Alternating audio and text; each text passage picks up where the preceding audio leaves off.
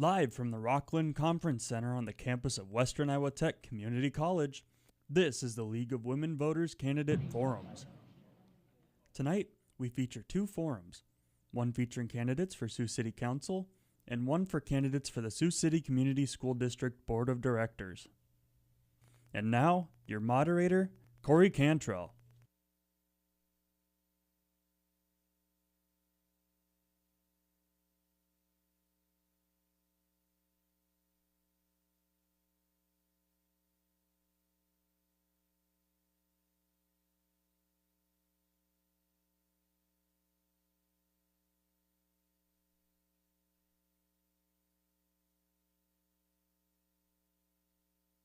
We're almost ready to go? Oh boy. That's my countdown. Here I am answering email. Oh, you're so calm. Inside the one. We got about a minute, 20 seconds before go time.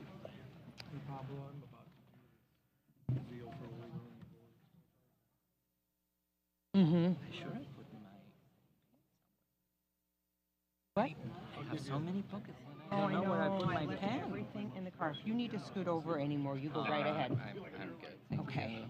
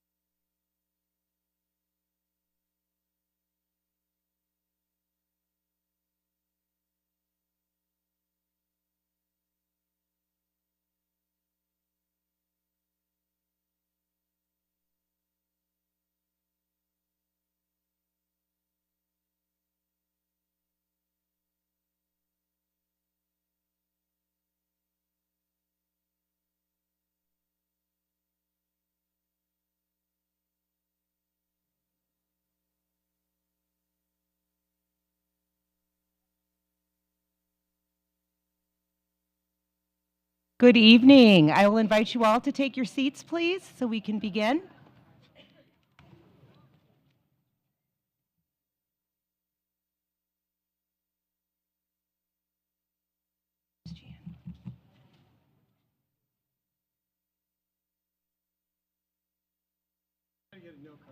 That is totally fine. All right, we ready? Yeah. She will be arriving just a little late. Yep.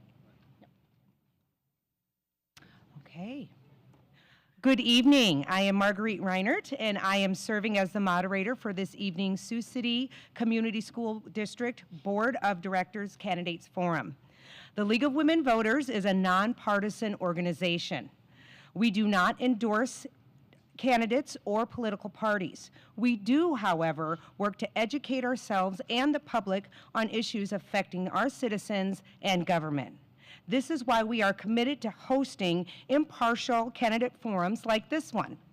We would like to thank Western Iowa Tech Community College for the use of these facilities for tonight's forum. In addition, thank you, Steve Warnstadt, Chris Mansfield, Mike Jones, and the mass media students in making these excellent arrangements for tonight's forum. Let's give them a hand.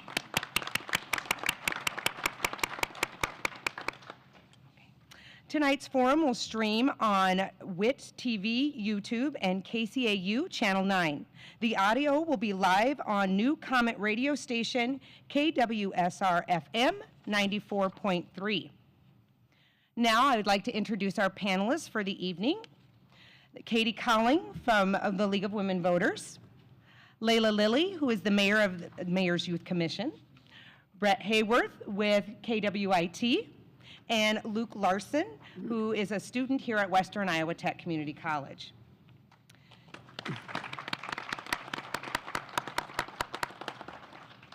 And on behalf of the citizens of Sioux City, I want to thank you, the candidates, for your willingness to run for public office.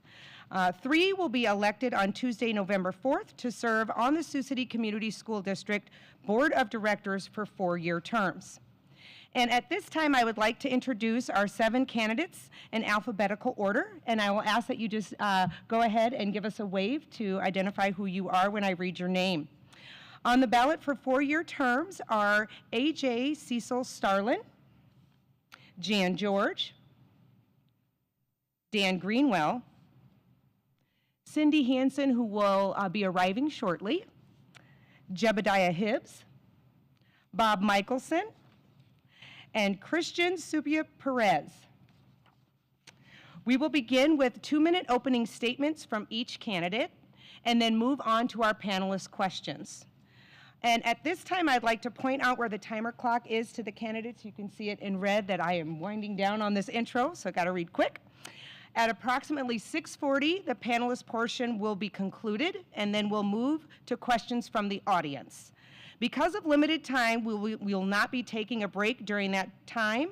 If you have a question, please hand it to one of the members of the Mayor's Youth Commission. If you guys could wave your hands, they're in the back there, and they will come and take your question. At the conclusion of the audience segment, each candidate will be allowed a 60-second closing statement. And I would like to remind the audience that the candidates and panelists as well, that we have an opportunity to model respect for self and for others. And listening skills tonight, as much as we ask our students to do on a daily basis, this is our opportunity to model that for them. Please turn off your cell phones, be courteous and attentive. And we would also like to ask the audience to refrain from applause until the end of the forum in order to allow each candidate to have equal time. And now we will begin with an opening statement from each of the candidates alphabetically, and you will have 2 minutes to do your opening statement. And we will begin with A.J. Cecil Starlin. Thank you. Good evening. My name is A.J. Cecil Starlin, and my husband Eric and I moved to Sioux City in 2018 with our 3 daughters for his job with the Sioux City Fire Department. We're both originally from Omaha, where we were both public school students from kindergarten through 12th grade.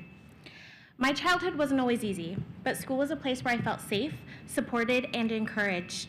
Teachers played a huge role in shaping my confidence and my future, and I carry that with me every day as both a parent and a community member. 2 of my daughters graduated from East High School within the last few years, and I also have a 6th grader. Through my experiences, I've seen firsthand the dedication of our teachers, the challenges within our classrooms, and the importance of strong partnerships between schools and families. I want every student to have the same opportunities for success that my own children have experienced in our public schools. I want teachers to feel supported and respected, just as I hope my daughter feels when she begins her teaching career next year. I want families to feel heard and valued, and I want to be heard and valued myself. I'm running for school board because I believe we can make this vision a reality. By focusing on the needs of students, staffing shortages, retaining excellent educators, transparent communication, and community collaboration, we can ensure Sioux City schools are a place where every student and every educator truly thrives.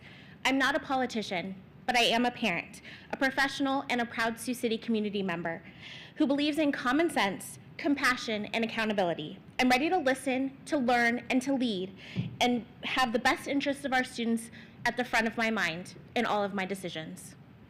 Thank you. Thank you. And next, Mr. George, will you give us your opening statement? Good evening, everyone. My name is Jan George. I'm a proud husband to a beautiful wife, a father to 3 amazing daughters, and a very proud grandfather to 3 wonderful kiddos. 2 of them are one sets of twins. Family is the heart of everything I do, and is one of the reasons why I'm passionate about supporting our schools and community. The school system is part of my family. I've spent 31 years teaching in this district, 17 as a special education teacher, 14 as a regular education teacher. I feel I have skin in the game to be a leader in the district. I have walked the hallways and have lived the classroom. Over the years, I've worked hard to make sure our students and teachers have what they need to succeed. I've supported putting more teachers in the classroom and reducing class size because every child deserves individual attention. I've supported the redevelopment of the ELL and special education departments, ensuring that every student, no matter their background or ability, has the opportunity to thrive. I've also supported bringing reading back into the middle school curriculum and reintroducing middle school teaming, which helps strengthens the connection between student, teacher, and parents. Along with that, we put in discipline and behavior supports in place to create a positive and safe learning environments. And the results speaks for themselves. Our Iowa Student Performance Profile has improved across all schools. We have more teachers in the classroom, and I probably voted for programs that equip both students and staff with skills they need to be successful. I'm excited about the progress we've made. I'm even more excited about what's ahead. Thank you. Thank you. Mr. Greenwell, can you please give us your opening statement? Thank you. Thanks to the League of Women Voters for hosting this tonight and all the hard work. As most of you know, I'm a passionate, dedicated to public education and believe in lifting all students to reach their maximum potential and to help them for later on in life. I think that's part of our job. Education is the ticket to a more positive growth and betterment of all citizens in our community. I want to continue advancing these positive improvements to make sure that we work together like we have over the past several years. Our results are working. Student achievement is up. When we look at student achievement compared to our peers, Council Bluffs, Cedar Rapids, Davenport, Dubuque, and Waterloo, we outperform those schools collectively. We outperform them in elementary math, reading, all the way from elementary, middle, and high school. We are outperforming our peers. We've also increased our own performance for the last several years. I want to help to make the board a more effective and continue to increase the focus on the classrooms and staff. That's what we've done the last several years, and it's working. I also believe we should spend taxpayer funds as if they were our own. As most people know, I'm a financial guy, and our district is one of the top performing districts in the state. We have the best reserves of any district out there, and we've kept our taxes low. I've been married to my wife, Gina, for 35 years. I have 4 kids. All of them have made it through Sioux City schools, public schools, and have been received a very, very good education. There's 4 areas that I want to talk about in principle: improving student achievement, recruiting and retaining teachers and staff. Our retention rates are up. Our recruiting rates are up. We're doing much better. Supporting the classroom complexity. Classroom complexity includes English language learners, free and reduced lunch, SPED, and things like that. And then, of course, the strong financial. We've not been afraid to identify weaknesses. We face them head on with courage. That's one of the things I'll continue to do. I believe we need a seasoned expertise and experience running for this school board. Thank you. Thank you, Mr. Greenwell. Dr. Hanson, will you please give us an opening statement? I also want to thank the League of Women Voters. I also want to apologize to you and to my panel members here as well for running in late. I was at North Middle School, and I think this finishing refereeing a volleyball game. We were down to the 3rd set, so I had to stay till we finished. That's one example of how I believe we need to put students first. I put students ahead of me being here on time and my own personal agenda. That's what I'm going to do when I'm your school board member. I also thought it fitting to mention that it so happened I could wear my referee uniform since I had no time to change, but I also want a school board that doesn't need these. Cards that have meetings where we might need to have cards demonstrating unsportsmanlike behavior. That's not how a school board meeting should run. That's not the example we should set for our kids, and that's not the example that I will bring to the school board. My vision, my focus is students, student achievement, progress in student achievement, and transparency in the results that we see. Actually opening up the data, letting people know where we're doing well and where we need improvement. We may be better than our peers, but we're not perfect. Any student failing is too many students failing. We need to have everything focused on transparency, accountability, ethics, student focus, and most of all, research, and that includes the voice of our students, our teachers, the parents, the paras, the boards, the building staff. All of those are important voices that know things that the board needs to know in order to make informed decisions. That common sense approach of listening, gathering information, and then making a decision that's all about the students and the student alone. That's what you can expect when you elect me to your school board.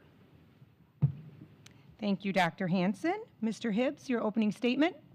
I want to also thank the League of Women Voters for letting us have this forum today. I'm a proud Navy veteran with living here for 15 years. I've had, or a little bit longer than that, but I've had a dedicated service with Murphy Tractor, local John Deere dealership. Having raised my 3 children here with my wife, who is on the, who is a teacher at East, I believe that I truly understand the unique challenge and wonderful strength of Sioux City in the school district. I'm motivated by a strong sense of equity, responsible budgeting, and teamwork in all capacities. I envision a school district where every student is provided with a nurturing environment to succeed, families are actively involved and supportive, and our educators feel valued and heard as the experts that they are. I've also shown deep commitment in our community by volunteering at various local events. I was the lead person for the ever-famous Freightliners show choir group. We toured all around the Midwest supporting the show choirs up at East. As both a parent and a resident, I feel inspired to run after seeing the past and current challenges faced by our board of directors and the school district. Such efforts to retain great teachers and moments where board members' actions didn't fully consider the impact of schools, teachers, staff, and students. If you elect me, I will be focusing on funding for the students to support their educational environment, improving both teacher retention and the district's reputation to incoming teachers and administrators. Also strengthening the community engagement and partnerships through listening and understanding the concerns and needs of the community. I would be honored if you would hear what I have to say and vote for me on November 4th. Thank you. Thank you, Mr. Hibbs. Mr. Michelson, your opening statement. Good evening, and thanks you guys for having this event put together for us. I am married to my lovely bride, Kate. I have 3 kids and a grandson who is a tremendous negotiator. The things that we've gotten done over the past 3.5 years, I think I want to spend my 2 minutes on this. The middle school model is reinstituted. Reading and reading teachers are back in the middle schools. We have doubled the number of ELL teachers. We have doubled district support for SPED. Not surprisingly, all 3 of those areas are areas that are now showing improved scores. Every school in our district demonstrated measurable progress on the Iowa School Performance Profile. I believe that might be the first time ever that that's happened. We have above average school attendance, which means our students are engaged, and our staff is working hard to form partnerships with their families. Our behavior and discipline policies have been clear and support and promote a better environment for our kids. We've spent $2 million on at-risk supports, expanding programs and services for those students. As far as a career academy, future-ready pathways, new pathways in hospitality, skilled trades, graphic design, and more are in place. Teacher retention has increased steadily over the past 3 years, and the Sioux City Community School District earned the highest rating in Iowa for district financial management. Shout out to Patty Blankenship and her crew on that one. These are quantitative results, right? And you know, I'll post them on my website for you guys to see. But I want to make sure that I'm clear in this. No one school board member does this. If you ever hear somebody say, I did this or I did that, they didn't. They did it together. And the people who deserve the credit are our cabinet and our staff. The board simply supports. Thanks. Thank you, Mr. Michelson. And Dr. Perez, your opening statement. Thank you, Margarita. Thank you, everybody. I feel like I'm back in school, being the last one to be picked out. It's the doom of my last name. My name is Cristian Supiot Perez, and I want to thank everybody for coming today. I'm originally from Spain, and I have lived in Sioux City for 6 years. My youngest was born here, and both my kids go to Irving Elementary. Like many in this community, I am an immigrant, and my family is multilingual. I'm running for a school board because I'm a firm believer in public education, and I have attended public schools all my life, both in Spain and here in the States. And also my family, multiple members of my family are in education. Here's what I stand for. I believe in education as an investment for the future of our students and our communities, and we owe them to be bold and ambitious. We need to work on expanding what makes Sioux City uniquely strong, our dual language program, career academy, arts, and STEM programs. I believe in supporting our teachers and making them have a voice in our decision making. I believe in transparency. The public needs to know that we did our homework and answer every question before voting, and that there is no conflict of interest in our decisions. I believe in honest, respectful collaboration. I'm running to listen, to learn, and to lead with integrity, especially when we don't agree, because we will disagree in things. I have been embarrassed sometimes to see the behavior in the board, to be honest. I believe that the public deserves civility. And I believe in preparing students for a changing world. That means a strong literacy and math skills, but also critical thinking, digital literacy, civics, creativity, and multilingualism. And to treat the diversity of our schools and of our students and professionals as a strength and not as a crisis. I will show up, I will listen, and I will put to good use all my training in analyzing problems and offer solutions for consensus. Thank you. Thank you. Thank you for the opening statements. We will move on to our panel question portion of the forum. Each group will be asked a question by a panelist, and each candidate in that group, so you'll be put into groups of two, will have time to answer the question. You will be allowed 60 seconds for that answer. Unfortunately, we do not have time this evening for rebuttals to answers, and we will move on after that 60-second mark. With a panel of this size, we'll want to allow everyone equal time in their answers. So again, the clock will have the time on there, and just go from there. Our first group of two will be Ms. Starlin and Mr. George. And our first question is going to be asked by panelist Katie Colling. And we will ask Ms. Starlin to, Cecil Starlin, to give the answer first, and then Mr. George. The League of Women Voters registers voters in communities nationwide. In Iowa, Secretary of State Paul Pate honors schools that register their seniors to vote with the Carrie Chapman CAT Award. However, when the League offered to help students in the Sioux City Community School District register, the district declined, stating, "We are not able to support such an action." Our question is, how can the Sioux City Community School District assist students aged 17 and older in registering to vote? And what role could the League play in those efforts to help? So much for that question. Community collaboration is one of the things that I feel very strongly about. And so I think that it makes sense when an offer of that sort is put forth to consider it in assisting our students being able to register to vote. I personally know some seniors who have no idea how to register to vote and have had those conversations myself recently.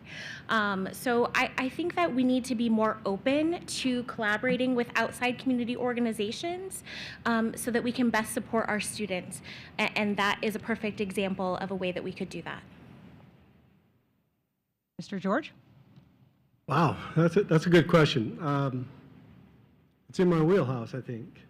I spent about 12 years teaching American government at West High School, and part of the program was to go over the voting registration forms. I didn't help them fill them out, but I instructed them where they could go, where the websites were. And I think that's where it starts. I think it starts in the classroom as part of the learning process, part of the educational process. I think it's important that we are able to teach the students where to go to get the information. As for the district's position on that, I think it's left up to the teacher. The teacher in that classroom, in that government classroom, makes it easier to go through and teach them how, where, and when, and where it needs to be filed. So I think it's important that we do that because they have to be engaged as well. Engaged voters means good choices. Thank you. Our next question is going to be by Layla Lilly, and we will ask you, Mr. George, to answer first, and then Ms. Cecil Starlin to answer second. I thought you were going to go to Dan. Nope, they get 2 questions, and then we'll do different questions for each group. Now I know. Yeah. Sorry, Okay. I didn't get the question. Go ahead, Yep. fire away. What plans do you have to improve traffic flow and safety for students and staff leaving the school parking lot after dismissal? Wow. Well, I know that, at several of the schools that it gets pretty congested. I know especially when you have departure times pretty close together, and I think we looked at maybe adjusting that. Making one-way areas. I know at West High, we used to be able to go 2 ways on the hill. Now you can only go 1 way on the hill. So I think that's pretty important. We rely a lot on Tim Paul and his O&M crew to do that study and determine where we could. We take every issue that we get when it comes to traffic and stuff, and we funnel it up to the administrators, who then turn it over to their experts. I'm not an expert when it comes to traffic flow itself, but at the same time, I've been caught in a few of those things, and I think we have to take a look at release time, because I know just down at the bottom of the hill of West High, there's an elementary school. That's another excellent question. So for the first 5 years that I lived in Sioux City, I lived across the street from Morningside Elementary, which has quite a bit of traffic.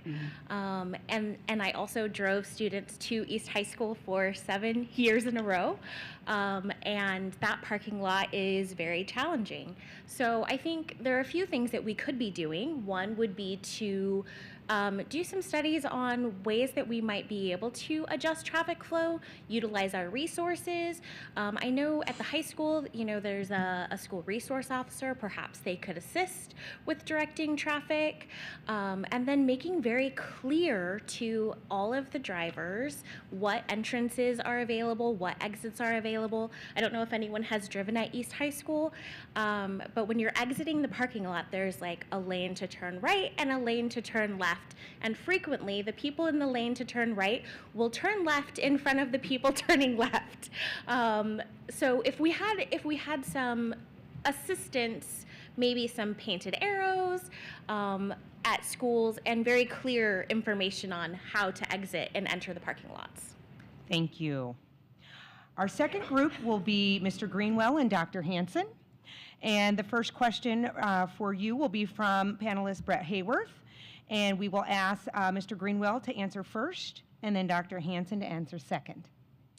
What is the culture of the school board in terms of collegiality with each other and in working with the hired school officials?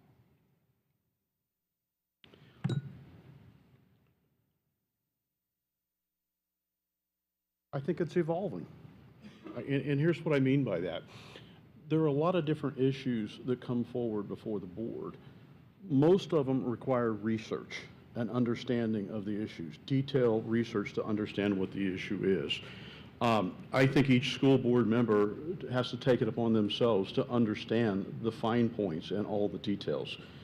Otherwise, you can't make a good informed decision or ask the right questions. That's one of the things that I've seen over time is it's evolving. We have board members now that are more curious about the issues and do more work, and therefore they're more informed. That's one of the things. But I will tell you, there's disagreements. I mean, even with the 2 members up here that are I'm currently on the board with, there are times that we'll go round and round on issues, but most of them are behind the scenes. And that's the way we want to keep them. I mean, it even goes so far as we may not talk to each other for a week type thing. But what we realize is that you have to come together and pull together for the students and the staff. And that's the important thing you have to do. Come together, pull together for the students, staff, and come out with the best result possible. Thank you. Should I do it again, Cindy, or? Oh, no, I'm good. Okay. I recall it. Thank you very much, Brett. I can't speak to exactly what the culture is. I can tell you what I observe the culture to be and the collegiality to be, and that is strained at best. I think what many of us have witnessed either in the boardroom or by watching the live stream is a lot of tension. It seems to be factions within the board. I don't think that serves anyone well. I'm not sure that we are engaging as senior cabinet members as much as we could be in the form of transparency. While I appreciate disagreement happening behind the scenes, I think that also undermines transparency. It is healthy to have disagreement. It is healthy to ask questions of one another. That is correct. That is how we make informed decisions. And the best decisions happen when there is respectful disagreement. But those things need to be held in public so everyone can understand the decision. And we also need to be able to ask questions of those staff members and have informed answers provided as well. Thank you. Our next question will be asked by Luke Larson, and Dr. Hansen will ask you to answer that one first, and Mr. Greenwell second. Thank you. Many high schoolers, they plan to attend community college or just jump straight into the workforce after graduation. What steps would you two take to strengthen career and technical education or CTE programs to give students more of those hands-on experiences? Thank you, Luke. I'm so glad I get to speak to that first. I spent 7 years as the Dean of Workforce Development at Northeast Community College, one of your community college partners right here in the area. And I also spent about 6 years here at Western Iowa Tech. Technical education is extremely important. The trades are really good jobs. There are people doing what used to be considered undesirable work, making far more than I do. The trades are extremely technical. There are jobs that require a lot of training and skill. It doesn't always require a full degree program, but it does require post-secondary education in some form. What's being done with the Career Academy is huge to advance that, giving students some of that formal training there. I think there are additional things we can do with expanding internships, partnerships. AJ spoke about collaboration. There are tremendous opportunities to further expand collaboration. And we can look at what's being done just across the river as some of that work is already happening there and gaining steam in that area as well. Mr. Greenwell? Yeah, I think the community college, participation with the community college is critical important for a couple of reasons. Number one, if we can have high school kids achieve dual credit, the amount of savings they have for college is phenomenal. I had one of my children, he ended up going into a four-year university. He was a second semester sophomore because he ran dual credits in high school. And so the amount of savings that these kids have and the confidence and the skill set they have with these dual credit classes is phenomenal. I mean, they go in with advanced writing skills, advanced math skills, things like that. So it's absolutely wonderful. Now, with respect to the trades, you saw the big investment we've made and the commitment we've made to the trades, the building school. I mean, we're entering into agreements right now to sell every one of our houses for the next 8 years, already pre-sold. We've got people that are going to buy that. That program is expanding. I'd love to take that into a heavy HVAC and other type of trades beyond that. That is what we need to do. Fully supportive of the trades, the dual credit, and things like that to help our students for the future. Wonderful thing. Thank you. We'll move on to our next group now, and that group will be Mr. Hibbs, Mr. Michelson, and Dr. Perez. The question next will be asked by Katie Colling. And we will ask Mr. Hibbs to answer first, Mr. Michelson second, and Dr. Perez third. This is essentially the same question, but slightly different for Mr. Michelson. Before running for the school board, how have you been involved with the Sioux City Community School District? For example, have you regularly attended school board meetings?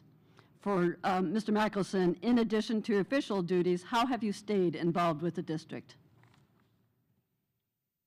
Oh, good question. I have been involved with the school district and in the schools since we moved here. My wife is, like I said before, is a teacher.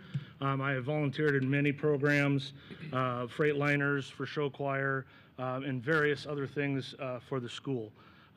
It's, you know, I also attend board meetings. I have been to every single one that we've had in the last 2 months. I would like to attend more as a member of the board. But yeah, I have been very active in the school and in the school board. Mr. Michelson?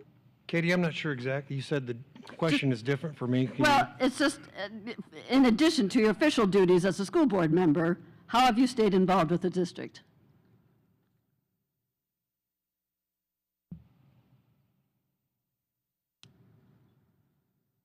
those duties are keeping me pretty busy. Beyond that, attending events, but we are in constant committee meetings. We are in special sessions. We are in closed session. We are in regular session. So I've been doing it, I guess is all I have to say. Sorry. It's just maybe people don't understand the length of time that you spend on the board, so. Oh, I appreciate that, thanks. Yeah, it's busy. Dr. Perez? Yeah, so when I moved to Sioux City, a little bit after that, a little bit thing that happened was COVID.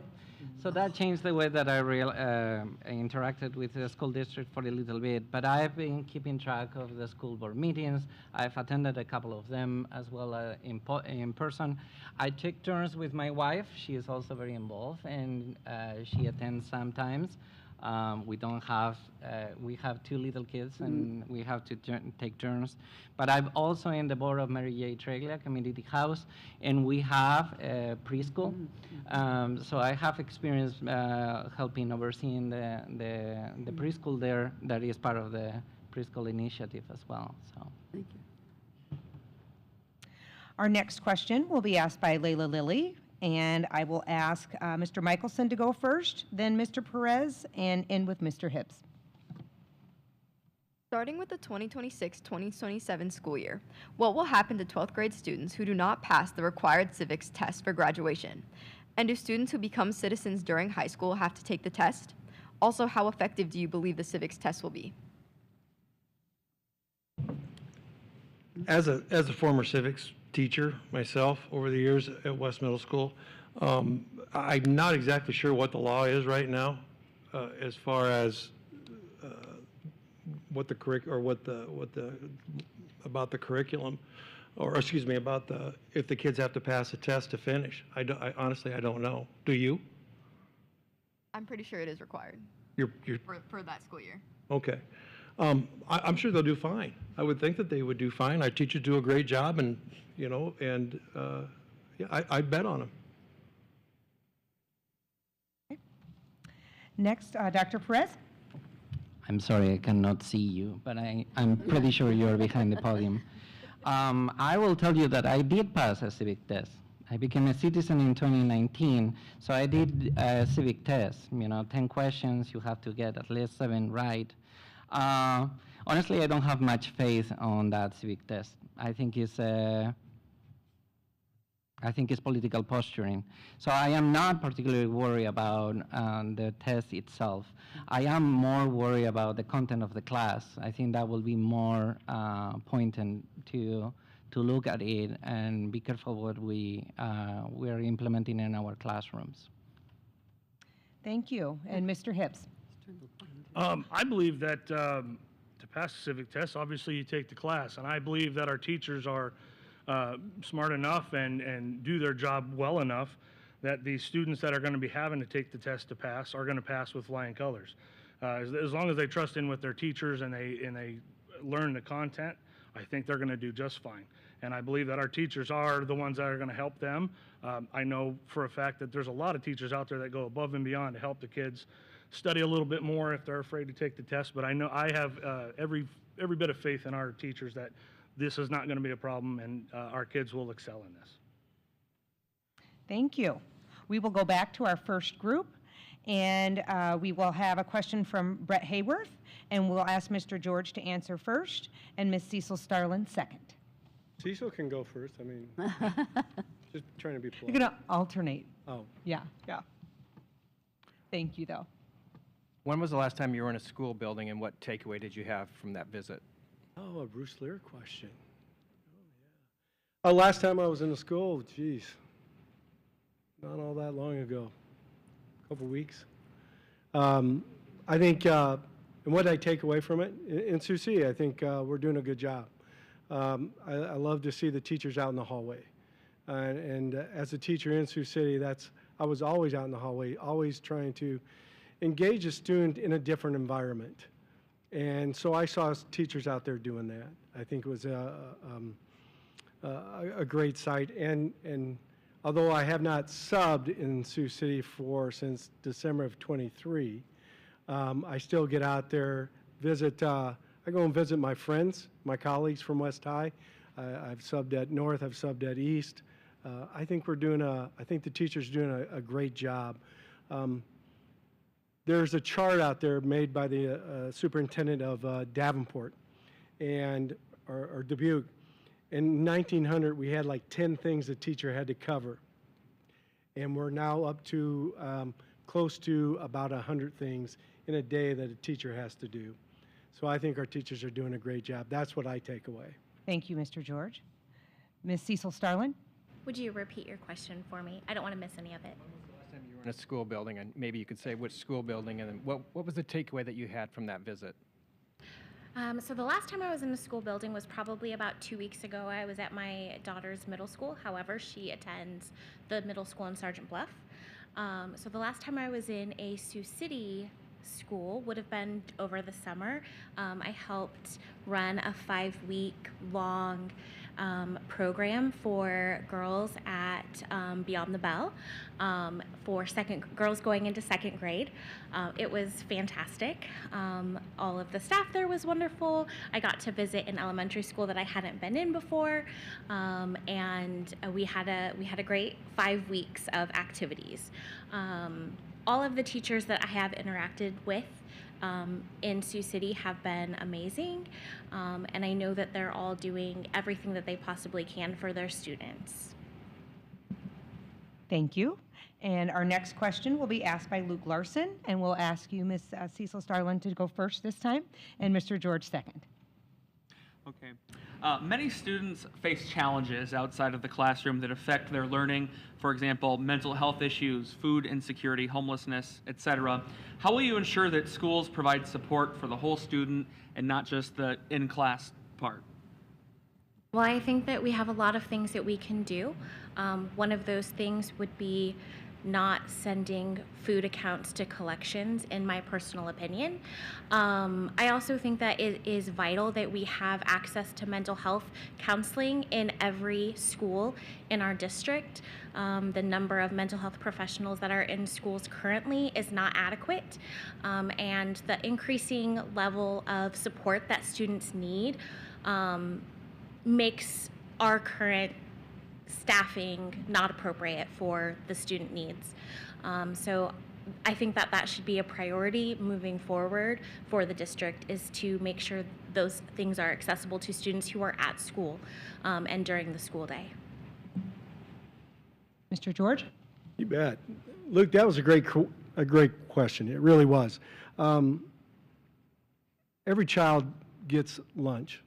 Every child gets lunch, and we know that sometimes that might be the only time they get it. But the school itself has some mechanisms. We always had a student committee, not a student committee, but a committee where we discuss students that were in need of help or in need of assistance in some way. We have a fairly large population of homeless students in Sioux City as well, and so we got to make sure that we stay in contact with those students and to get them into the school. We also have a lot of connections on the outside, we just approved an MOU for another organization to come into the school and deal with students so they can talk about their mental health and get some help and get some assistance in that way. Teachers do a lot too. Teachers have talked to students, have helped students financially, usually through a collection of some type. It's one of those things that schools itself, do I think we could do more? Absolutely. But we have to do what we can afford with. And I think that's important, that we use all the sources we can use without having to pay a lot for them. And that's where our MOUs come in. Thank you. We are going to move on to the next group. We'll be to the second group with Mr. Greenwell and Dr. Hanson. We will ask, Katie Colling is going to ask the question, and we will ask Dr. Hanson to go first and Mr. Greenwell second. In recent weeks, 3 topics impacting our public schools have appeared in the news: outstanding student lunch debts in our district, recommendations from Iowa's Department of Government Efficiency Task Force to change the IPERS retirement plan, and Iowa's DOGE task force proposal for performance-based pay for teachers. Dr. Hansen and Mr. Greenwell, what is your position on the outstanding student lunch debt in our district? Thank you for that question, Katie. It's a great question on the heels of Luke's question. Certainly, debt is an issue that the school has to think about from a fiscal standpoint. However, I also want to think about it from a human standpoint. Students, parents who are not paying their lunch debt are most likely facing a whole lot of challenges. I've worked in a number of nonprofits. I've served on boards for a variety of entities. I worked at 2 community colleges, very familiar with the socioeconomic status in our community and the true need that exists. Sending to collections lunch debt, to me, is embarrassing, to be honest, that we would live in a community where we find that to be an acceptable method of handling student lunch debt. I realize they still get to eat. However, it's one more thing that we're putting on top of families that are already strained. Thank you. Mr. Greenwell. Okay, I'm going to go in reverse order. Performance pay for teachers, I don't see the benefit of that, so I don't support that. The Iowa That is DOGE, not my question to you, Mr. Greenwell. pardon me? That was not my question to you. I thought you said there were 3 issues that came before. My question to Dr. Hansen and Mr. Greenwell was, what is your outstanding student lunch debt? What is your position on our outstanding student lunch debt in our district? Oh, certainly. Okay, I thought you meant the DOGE, the IPERS thing, and the Yes, others. sir. So, okay, the Thank you. outstanding debt. 72% of our kids are free and reduced lunch students in this district, and that's grown about 2.25% every year for the last 5 years. The outstanding debt, all you have to do to get a free and reduced lunch is fill out a form. We've tried contacting those people. We've gone through that. I'll fill out a form. You don't even have to come in. We'll take it over the phone. We've tried to approach those people. There are 53 folks we sent to the collection. Most of those folks are of means. They're not people that can't pay. So the idea that we're allowing people to come in is just not acceptable for the free and reduced. So they fill out one form, they get free lunch, there's no issue. They won't do that, and these are people of means that will not do this. Have you concluded your answer? Well, I would I thought the other 2 were part of it, the No, question. I think that was more of a lead-in to what the Oh, question okay. was. Yeah, All right. okay. We will ask you to answer first with Layla's question. Layla Lilly will ask, and then Mr. Greenwell first, and then Dr. Hansen second, please. Is there a plan to reinstate previously available AP classes, such as AP Psychology, AP Macroeconomics, and AP Microeconomics that students cannot currently enroll in? There's not currently a plan to reinstate those. What we do every year is look at our curriculum, and we have classes that people sign up for. If there's not sufficient signing up for those classes, then we won't hold those classes, and that's across the district. What we've really tried to do is some of these classes we want to go through the community college because you can get dual credit. If you don't get a high enough score on your AP class, you're not going to get college credit for it, and we saw that the AP classes weren't, students weren't scoring high enough, a 4 or 5, which most of the universities require to get that. So the attendance for some of those classes is not enough to justify the cost of adding that class, and we think there are alternatives, great alternatives available to a lot of those at the community college that's a better value to the student and to the school district, in fact. Thank you. Dr. Hansen. I support what Mr. Greenwell said in regards to using community college credits rather than advanced placement. What many people don't realize is when you take an advanced placement class, if you don't pass the test, you don't get credit for it at all, as he mentioned. But also when you go to a post-secondary institution, very often you have to pay for those credits in order for that AP class to apply. When we do dual credit and have students take what essentially are the same class, it is an advanced placement. It's just already earning that dual credit. The tuition is much less, if not free, as it is in many cases, and that easily transfers without having to pay for the credits as well. So I support that. Since I have a few seconds left, I do want to talk about those people who can pay but don't. I think that it's a little bit... Dr. Hansen, we're going to ask that you stick to the question that was asked. Yes, thank you. Okay, we're going to move to our third group, And Brett Hayworth will ask this question, and we will ask Dr. Perez to go first, then Mr. Hibbs, and followed by Mr. Michelson. In recent years, has the funding to Iowa school districts from the legislature been sufficient to educate students and pay teachers? And if not, what options do school leaders have to set their budgets? That's a good question. Unfortunately, what we see from the legislators is that the state funding for schools gets lower and lower. I'm going to be honest. I think part of the board mission is to recover the trust from the public, to be able to tell the public, hey, if you want better education for your kids, if you want more local control on the education of your kids, you are going to have to put more skin in the game. We're going to have to talk about money.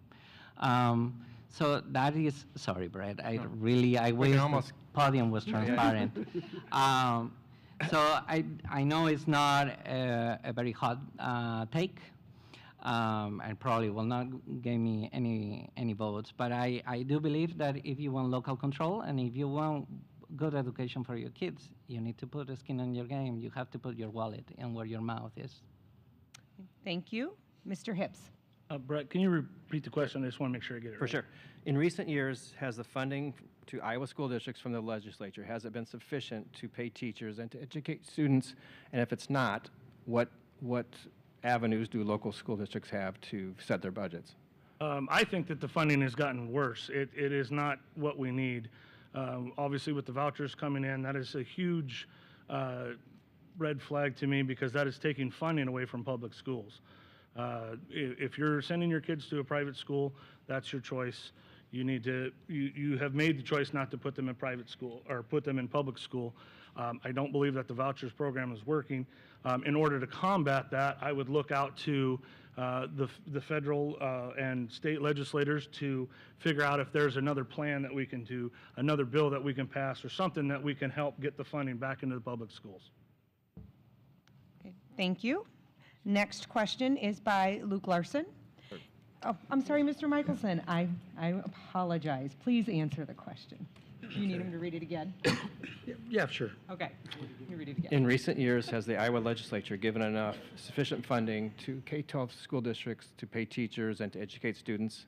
And if not, what avenues do local districts have in order to set budgets? No. I would say that our voters need to they need to advocate with the state legislators, our state legislators. But the good news is this.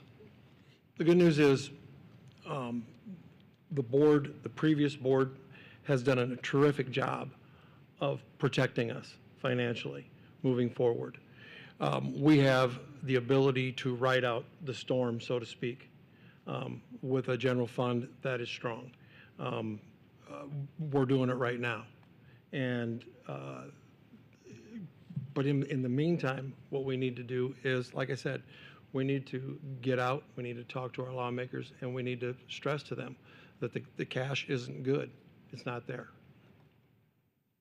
Thank you. Our next question will be by Luke Larson, and we will ask Mr. Hibbs to go first, Mr. Michelson second, and Dr. Perez third. High school students are already taking college-level classes through Western Iowa Tech, and many are finding them very beneficial. Are there any new types of programs or courses the district should offer or expand on to better prepare students for college careers?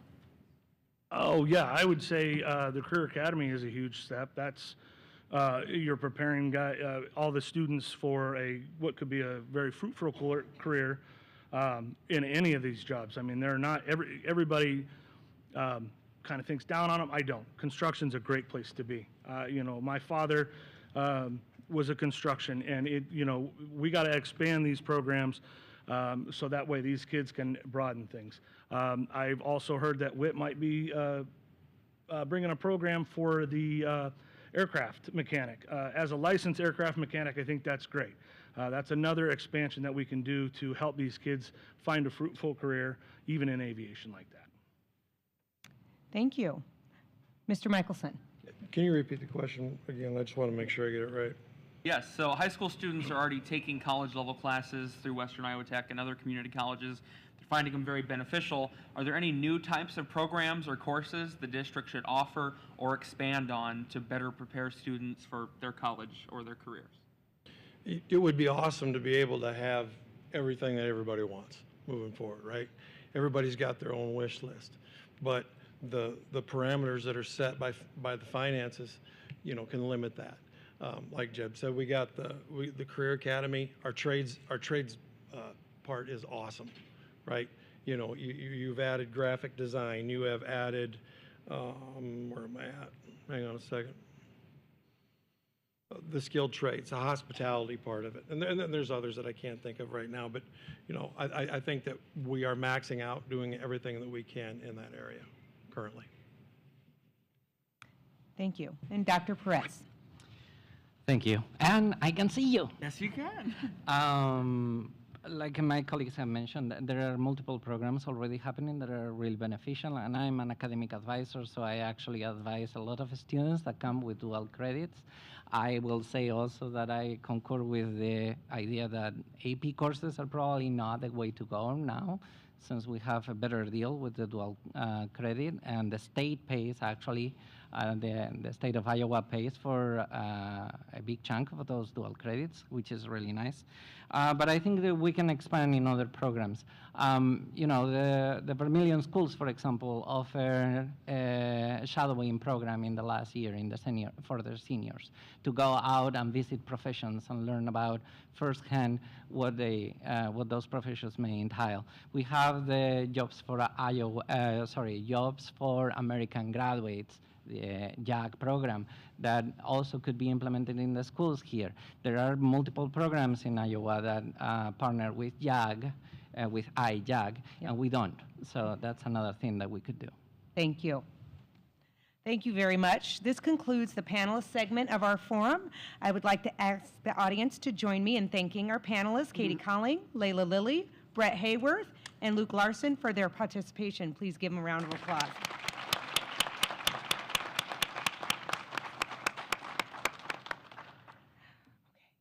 And if you have not yet turned in your questions, please give it to those standing at the end of the rows. Some league members and also some Mayor's Youth Commission individuals.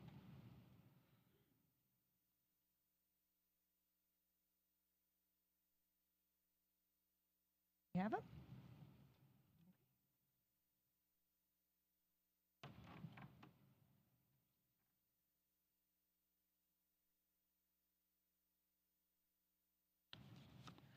Okay. Just a reminder that at the conclusion of the questions, that each candidate will be allowed a 60-second closing statement. More questions? Give me a moment. Any other ones? Oh, gosh. We are tight up here. Okay. One last question I see. Right there in the hat.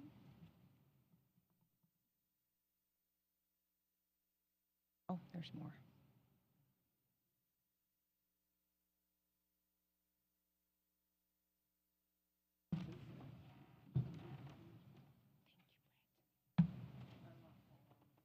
I know. Let me just do an assembly line. Yeah, do not look. Anonymous. Okay. All right. And how we will do this next round is each candidate will have the opportunity to answer one question. As you see, they are random assignment, and then you'll have 60 seconds to answer that question. So it would be 1 minute, and it's not in any particular order. And so we will begin the questions, and our first one will be for Mr. Greenwell. And it is, on several occasions, community members have expressed concerns about behavior with members of the board. If you were to be elected for another term, what would you do to change that? And how do you feel the behavior has impacted teacher, staff, and student morale? Sure. No, I'm a passionate supporter of public education. I'm a passionate supporter of being prepared going into meetings and passionate on certain topics. You know, where I've been over passionate, I would say I've apologized for that, so I recognize that. That's not an issue. I'll continue to be passionate. You know, the best and the worst thing about me is I'm completely transparent. I don't have a pretense about it. What you see is what you get. I'm authentic as can be. Everybody knows where I stand. It's the best and the worst attribute that I have. I think I've learned a lot from it. I think you've seen us. I think you've seen us take a different tenor and tone at the board meeting. President George has done a good job managing the meetings, but from time to time there is passion. And we heard a speaker up here tonight say, "I want to see that public discussion. I want to see that debate." Fine, I'm for it. I don't step away from anything. But you can have a different approach from time to time, and I think I've learned that, and that's how I'll continue. But I will continue to be authentic. Okay, thank you. And our next question will be for Ms. Cecil Starlin. And how will you ensure that all students, regardless of race, income, or ability, have equal access to quality education and opportunities to succeed? So I think it's very important that all of our schools are welcoming places for all students from all different backgrounds, and making sure that all staff have training to be able to provide that welcoming, equal opportunity education should be a priority for our school district. I think that there should definitely be policies in place that can still align with state requirements and laws that make sure that we are meeting the needs of every single student in our district, because every student deserves to have the same opportunities that my children have had, even if they don't have me at their school advocating for them. I can advocate for them from the school board. Thank you. Our next question will be for Mr. Michelson. AP classes and advanced courses, for example, Calculus 3, are being taught online. How is the district holding community colleges or providers accountable for student performance? What is being planned to return these classes face-to-face with teachers? One of the good things about being on the board is you don't have to know everything. Different committees work on different things. I am not aware of anything where that's concerned, so I'm not going to pretend to know. Okay. Thank you. This next question will be for Mr. Hibbs. The Career Academy provides double-blocked classes with a duration of around 3 hours. Downtown Sioux City only provides 3 hours of free parking. However, the meter-paid slots timing you from the time you pull in. The class is 3 hours long, and then you add the walk from the building, and you are over the time. Many students get tickets every other day that range from $10 to $21. The parking garage is $5 per day. And if you have classes 2 to 3 times a week, the money adds up. What would you do to solve this issue? I would work with the city government to see if there was some way that we could find a parking pass for these particular students that were using the Career Academy, so that way they can park in these spots. Obviously, they're going to put a little in the meter, but if it runs out, well, that parking pass is going to allow them to be there and not get a ticket. Let's not put undue stress on these kids who are already stressed enough with the classes. Let's just allow them to have a parking pass that allows them to park with that. And we'd have to work with the city, and that'd be something that we could definitely look at. Thank you. Our next question will be for Mr. George. In a world where students and parents show school employees less and less respect, how can you assure voters that you will model behaviors expected in the classroom as you serve on the school board? Wow, I think I've done that.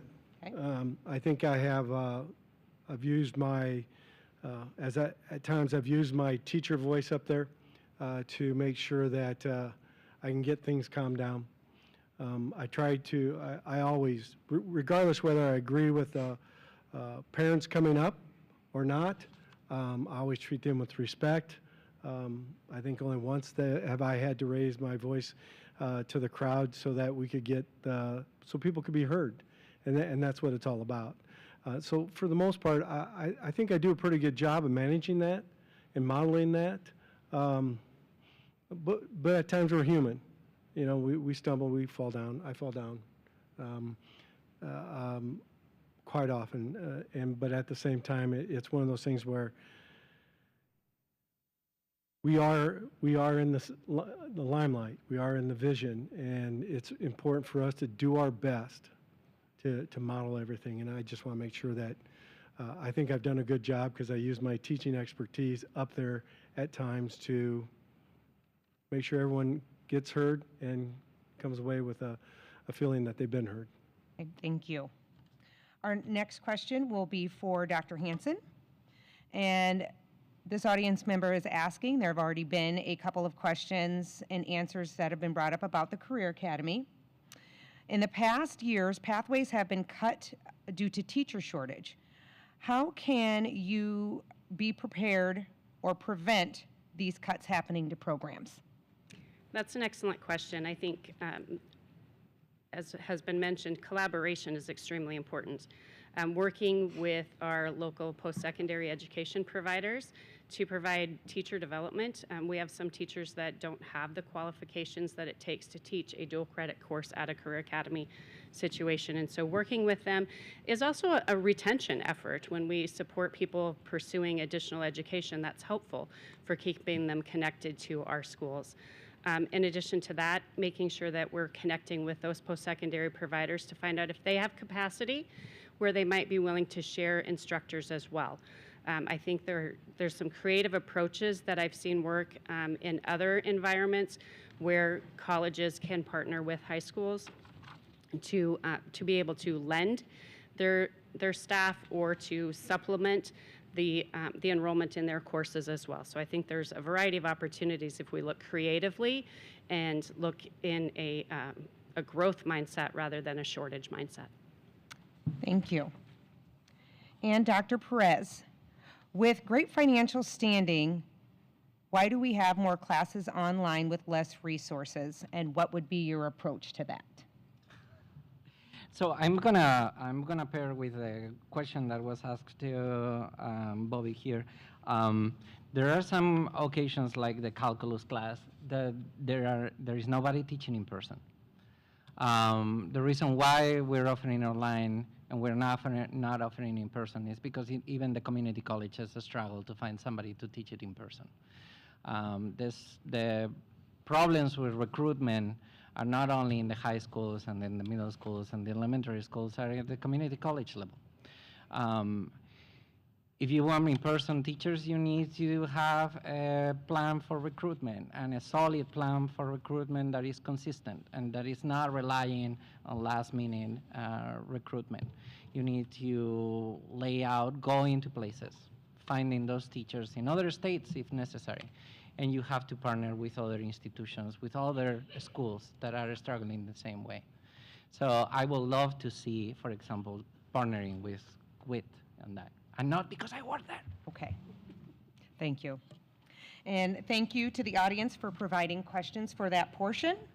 We will now move into our closing statement. Oh, did I get everybody right? Okay, I thought maybe I'd overlooked someone again. So we're gonna go into our closing statements. We have a minute allowed for each of you to give a closing statement. We're gonna begin with group 3. And then we will move on from there.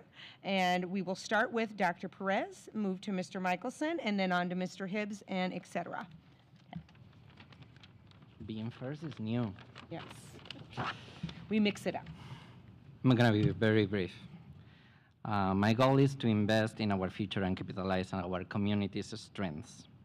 Lead with civility and transparency, and I know somebody is keeping track and counting how many times we say transparency today. Listen and support, and give to the news headlines that we all can feel proud of, and we don't feel secondhand embarrassment. Talk about our students as individuals with strengths instead of as groups of crisis that need to be managed, and make sure that our community sees, feels that we see their strengths and their value, and everything that they have to offer as new generations come into becoming adults in Sioux City. Thank you. Mr. Michelson, your closing statement, please. Sure. One of the things that swirls around my name, and I think it's probably good to address it right here, that swirls out around my name is the conflict of interest. And the conflict of interest is either my wife being a teacher and me being a school board member, or my position as Dean of Students at Bishop Elin. Where my wife's concerned, if you've ever met her, I promise you she can advocate for herself. But where she is concerned, I don't have enough time. Where she's concerned, I was taken to task on the board for supporting a policy that rewarded teachers for not using all their sick days and at the end of their career. We're 15 years away from Kate getting that, 7 boards away from lining our pockets with $4,000. As far as the healing thing goes, I'm not going to apologize for spending my time with 9th through 12th graders, trying to help them navigate the most difficult time of their life and trying to help parents do the same. Mr. Michelson, your time has expired. No regrets. Okay. Thank you. Mr. Hibbs. I just want to say thanks again for having this forum. It's a great tool for us to get together with the community and everybody here to put across our message.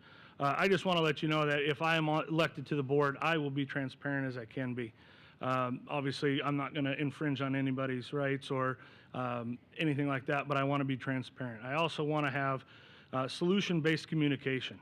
Let's sit down and have the conversation to figure out what the problems are, and not just what the problems are, but how we can solve them and move on to the next ones.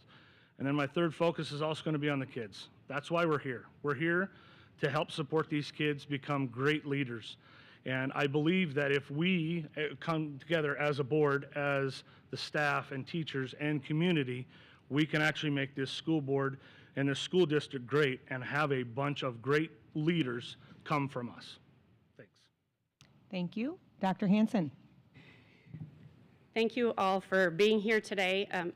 I learned in my civics class in high school a couple of years ago that the only thing worse than no vote is an uneducated vote. And so I'm excited to see so many of you here today and know that others are listening as well. One of the things that I guarantee you will find in me is that I'm a person of possibility. When the questions were asked about shortage of state funding or how do we handle student debt, I think approaching it from a point of looking for possibility rather than problems or shortages. Creativity and new thinking is tremendous and has a tremendous impact. When we change Sioux City from being a school district that exports students to our surrounding public schools through open enrollment and shift that to be a destination where more students come here than exit, that helps to solve financial problems. When we look at doing things transparently and using free market enterprise and selling houses on a year-by-year basis so that we can make sure that it's market competitive, those are things that are creative and create possibility. Possibility is what you'll find in me. Thank you. Mr. Greenwell. Thank you. In January of 22, we went before the Siouxland Initiative and laid out a long-term plan of the things that we wanted to get done. Improving our student performance and Iowa assessments was one of them. Recruitment and retention was another. We laid out what we were doing that with pay. Continue reviewing pay to make sure that we meet market and keep our people. We're doing that today. The other one is looking at the state underfunding. Right now, the state underfunding is significant in special education and ELL to the tune of $5.6 million this past year. It's probably going to be up to $6.5 million this year. So we have to look at that. We also have to have a comprehensive understanding of the sources and the uses of the funds. That is something that we are very, very good at. This district is making positive improvements. We've made them over the last several years. We're continuing with those. It's good progress. 24.8% of our students are ELL students. That is growing at 5% every year. 5% every year. We have to support that program. We have done that. We've supported ELL programs and SPED programs and free and reduced lunch as well. So we'll continue this. What we're doing is working. I'm very positive, and I look forward to serving again. Thank you. Thank you, Mr. Greenwell. Mr. George. Thank you very much. The word transparency is overused. It's like calling traveling in basketball when you don't know what to call. Transparency for a certain extent. And if you do get elected, and I just want to tell everyone this, every decision is made out in public. But there are some things you have to do that are behind the wall, as I said, such as in closed session. And that's the law. That's the law. You can't do that. You can't come out and tell everyone everything because that's the law. So as a board member now, I've learned a lot. I really have learned a lot. I think students, staff are my first obligation, always have been. I've always advocated for that. Advocate for federal funding. Yeah, federal funding promised years ago to fully fund, I believe, fully fund special education. They're only at like 12%. They haven't paid up, you know. And of course, and I'm going to tell this to the board members. If you get on, you have 6 friends. You have 6 friends, and that's who you're going to have your discussions with. Sometimes you have to do it one-to-one so that you guys can you pick one out. That's what we were about. There's a guy by the name of Bill Dela Cruz. Look him up, and he'll tell you all about it. Thank you, Mr. George. And Ms. Cecil Starlin. Thank you so much. As we close out our evening, I just want to take us back to what really matters: our students, our teachers, and our community. One of the things that I do at my job is find problems and then find solutions to fix those problems. And I can promise that if I am elected to the school board, that I will work on finding actual solutions respectfully and collaboratively with every person on the school board and also with our teachers and all of our community members. Thank you very much. Thank you. On behalf of the League of Women Voters of Sioux City, I want to thank our audience for attending in person or watching online tonight's forum. We again thank Steve Warnstadt and Chris Mansfield of Western Iowa Tech Community College for their assistance. Special thanks to all of our students in the mass media program for their great work. Thank you to the students of the Mayor's Youth Commission. Thank you to the panelists for thoughtful questions. And above all, we wish to thank you, our candidates, and for your cooperation and for your commitment to public service. Please give them a round of applause.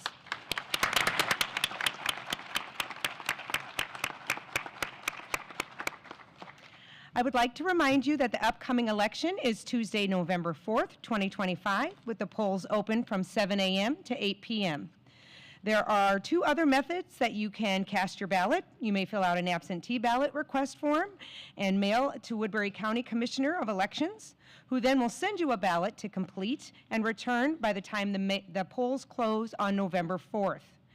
You may also opt to cast an early vote by an absentee ballot in person at the Woodbury County Auditor's Office at the Woodbury County Courthouse, room 103, during regular business hours beginning on October 21st. So if you have any questions on that, call Woodbury County Commissioner of Elections at 712-279-6465.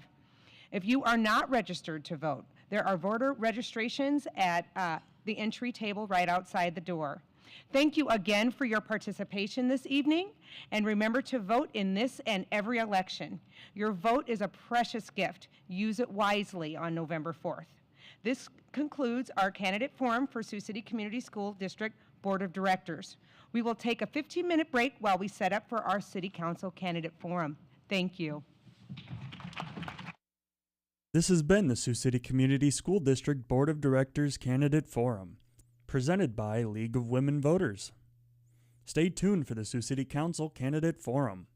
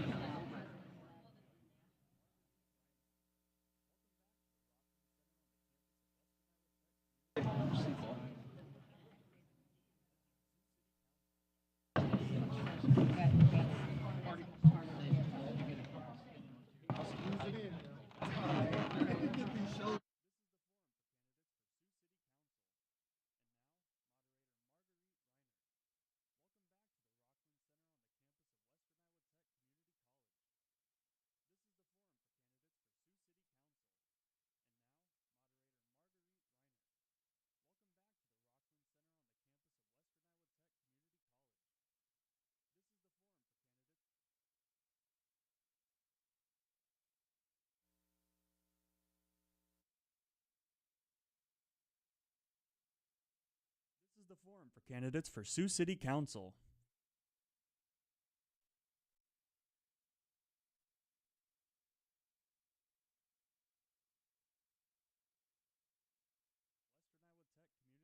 Western Iowa Tech Community College. This is the forum for candidates for Sioux City Council. And now, moderator Marguerite Reinert.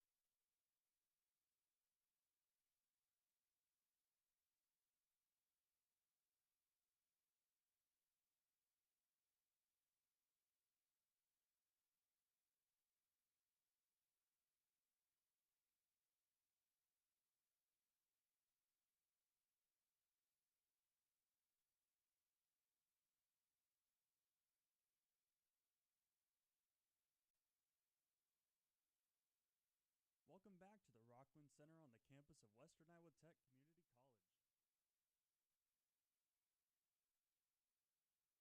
Welcome back to the Rockland Center on the campus of Western Iowa Tech Community College. This is the forum for candidates for Sioux City Council. And now, moderator Marguerite Reinert.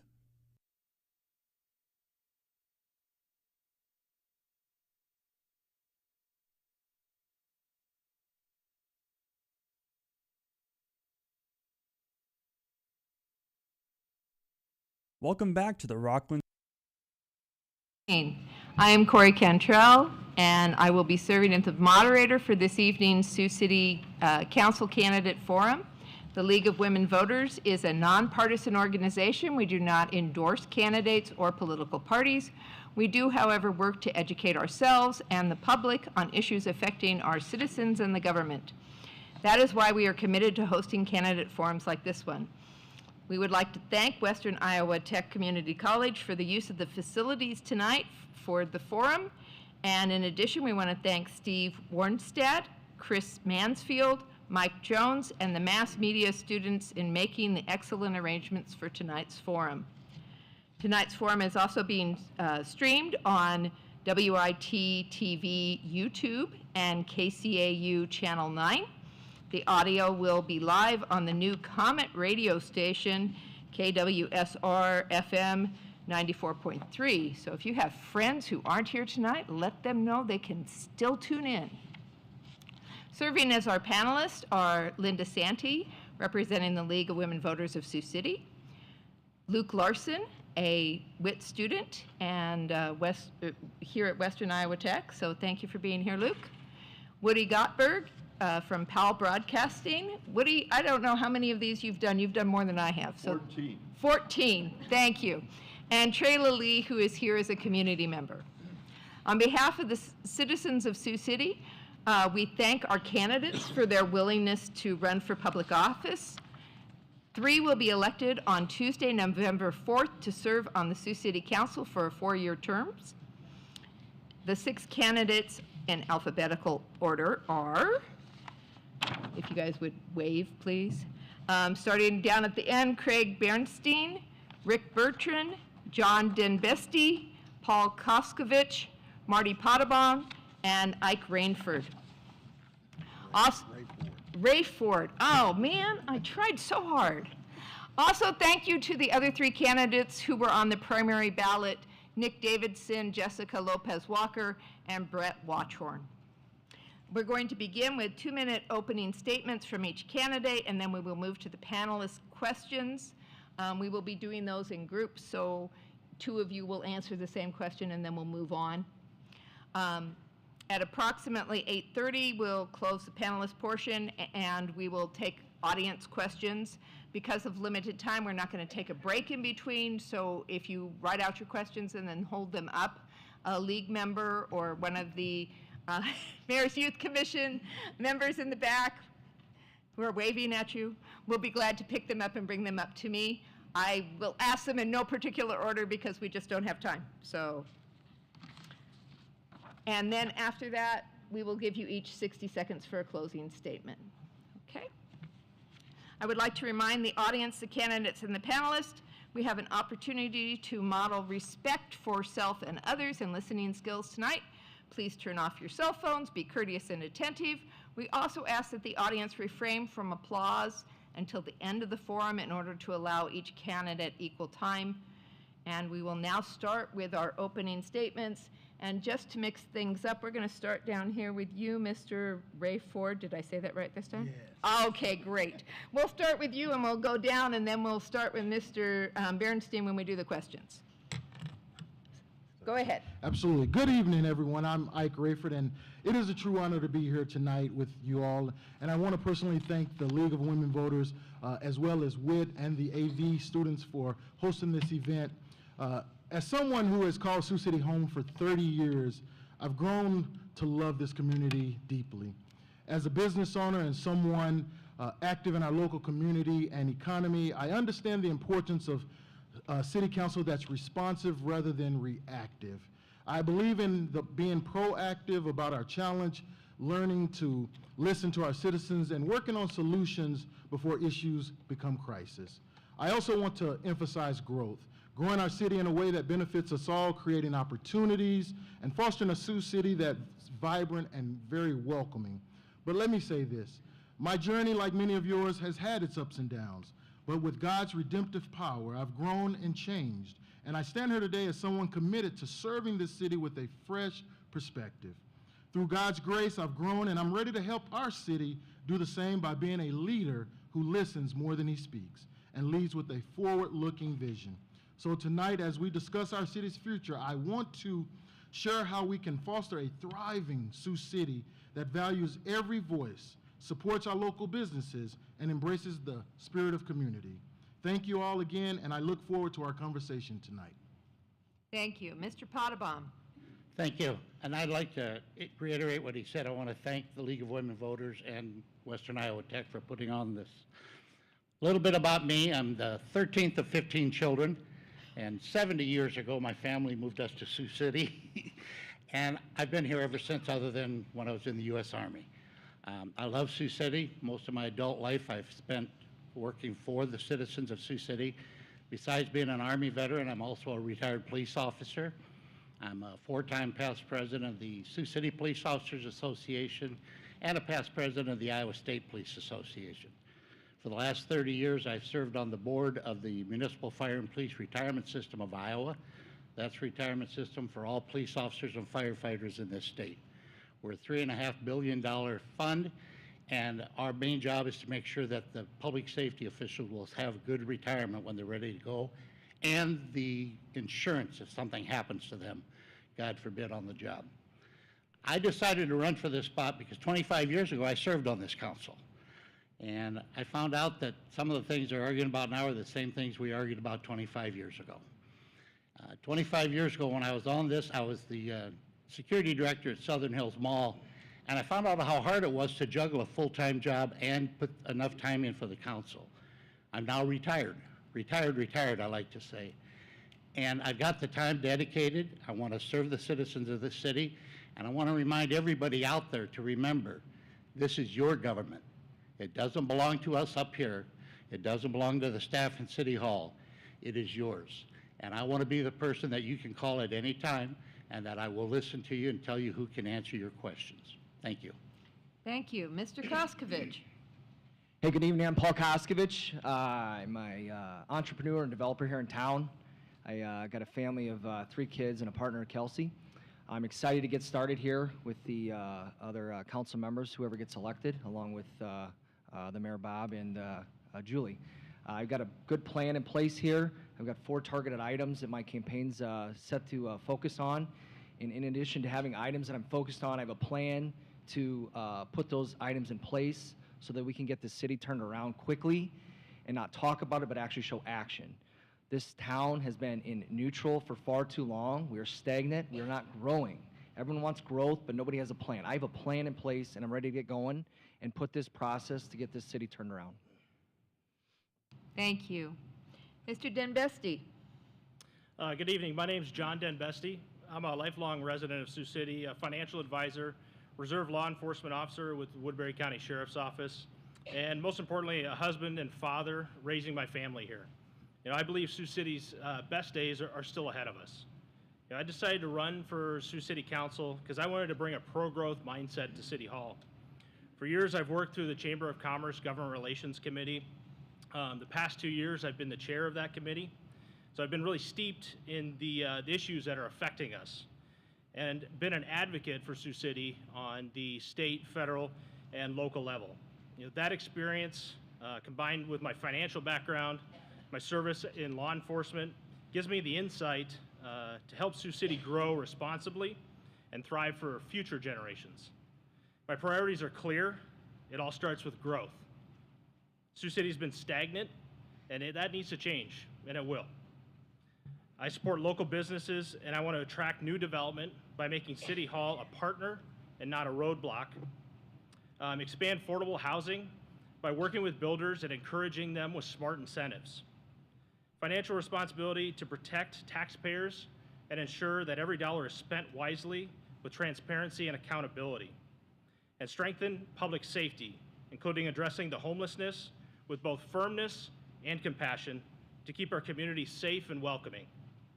I'm running to represent everybody in Sioux City who calls Sioux City home, with honesty, accountability, and a focus on our future. I'd be honored to earn your vote on November 4th. Thank you. Thank you. Mr. Bertrand. Well, good evening. Thanks again to the League for this. My name is Rick Bertrand. I am natural born and raised in Kelly Park, right over the hill my whole life. Married for 28 years, and I have 3 teenage kids. I graduated from Heelan in the 80s, and I've done my complete professional career here in Sioux City. I am a commercial developer by trade. I build houses, townhomes, those type of things.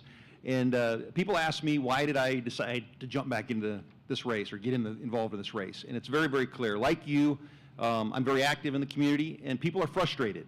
And I think you're going to hear a lot of talk about frustration, but that is really why I got into this race. People are frustrated with 3 main issues that are out there. Number 1 is the property taxes, which is the out-of-control spending.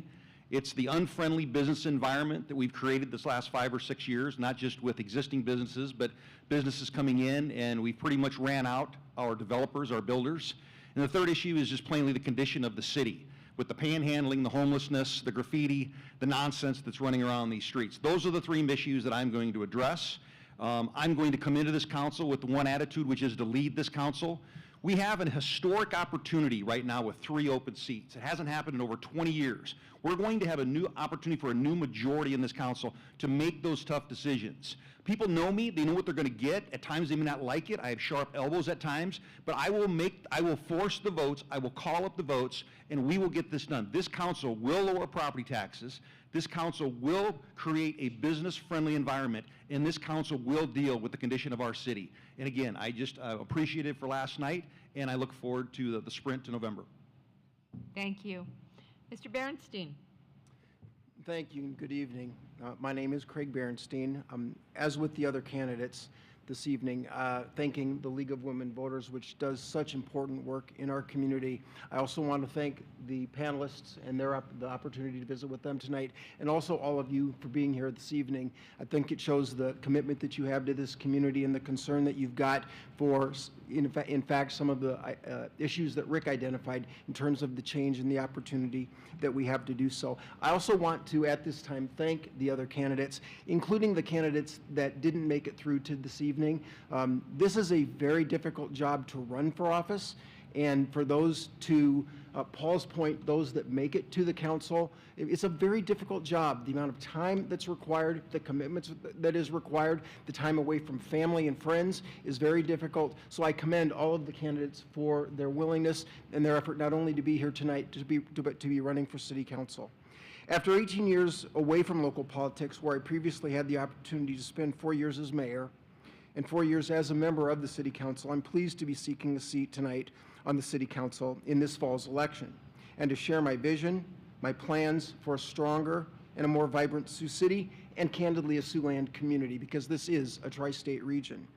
I would focus on efficient and effective use of public funds, credible economic development goals and initiatives, improved healthcare and healthy city initiatives, which I think are critical in this time when we evaluate the acquisition by Unity Point of Mercy, beautification, quality of life, and safe community objectives. I believe I can help confidently and consistently guide Sioux City for many years to supportable and sustainable growth, prosperity, and improved quality of life. As I was during my first term from 2000 to the end of 2007, I'm steadfast in my commitment to and for this city, this community, and this region, and will appreciate your support not only tonight, but during the course of the campaign, and look forward to sharing my thoughts and perspective this evening. Thank you. Thank you. We will now start questions by the panelists. Each candidate will be in a pair, and we'll ask 2 questions to the first pair before moving on to the second pair. We'll give you each 2 questions, and then we'll go back through it again so that you all get to ask at least 1 question to everybody. Okay? We're going to start with Linda Santee, who's going to direct her first question to Craig Bernstein. Good evening.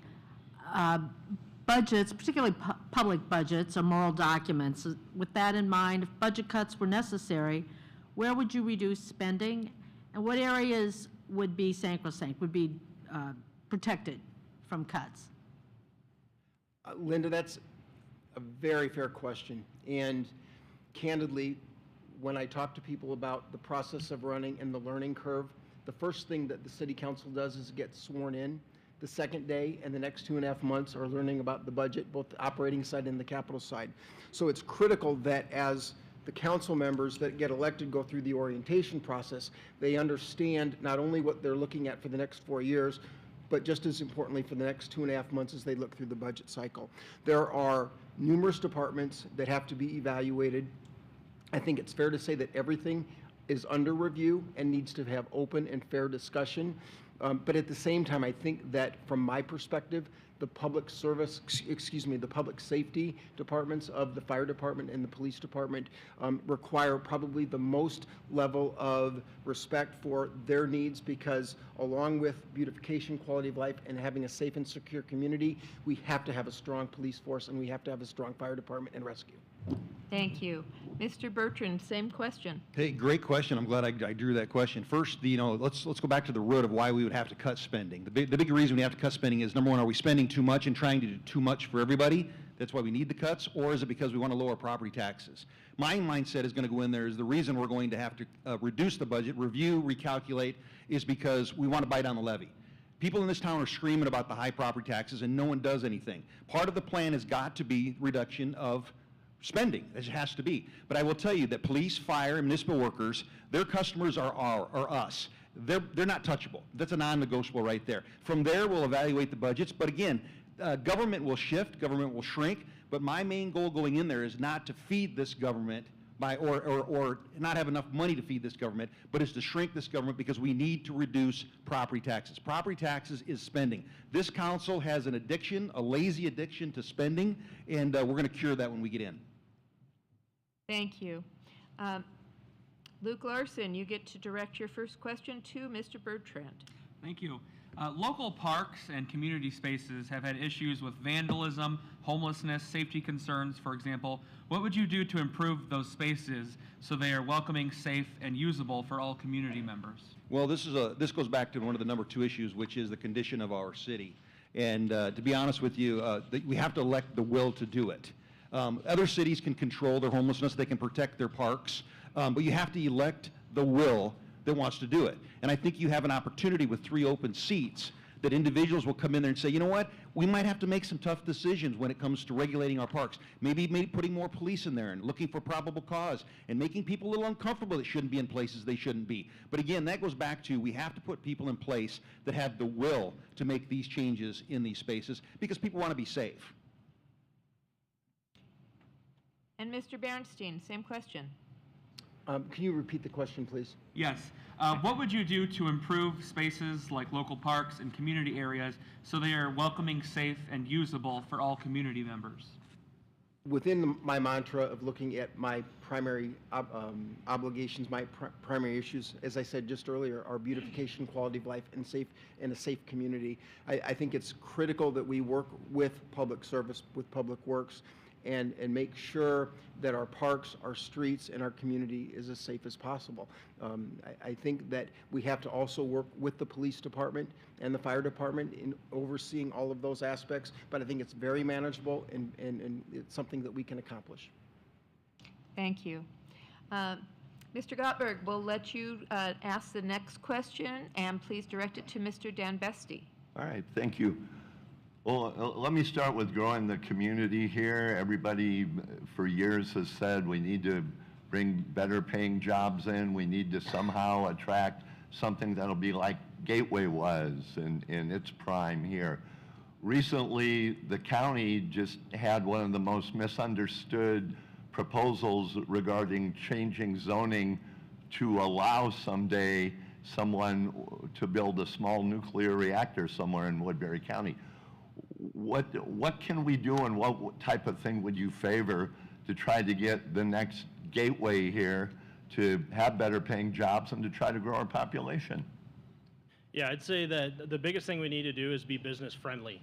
I've heard from business owners out there and developers that if you go down to City Hall, it's a roadblock and a lot of red tape, and we need to make City Hall a partner in the development to make sure that they're out there trying to connect people to these projects.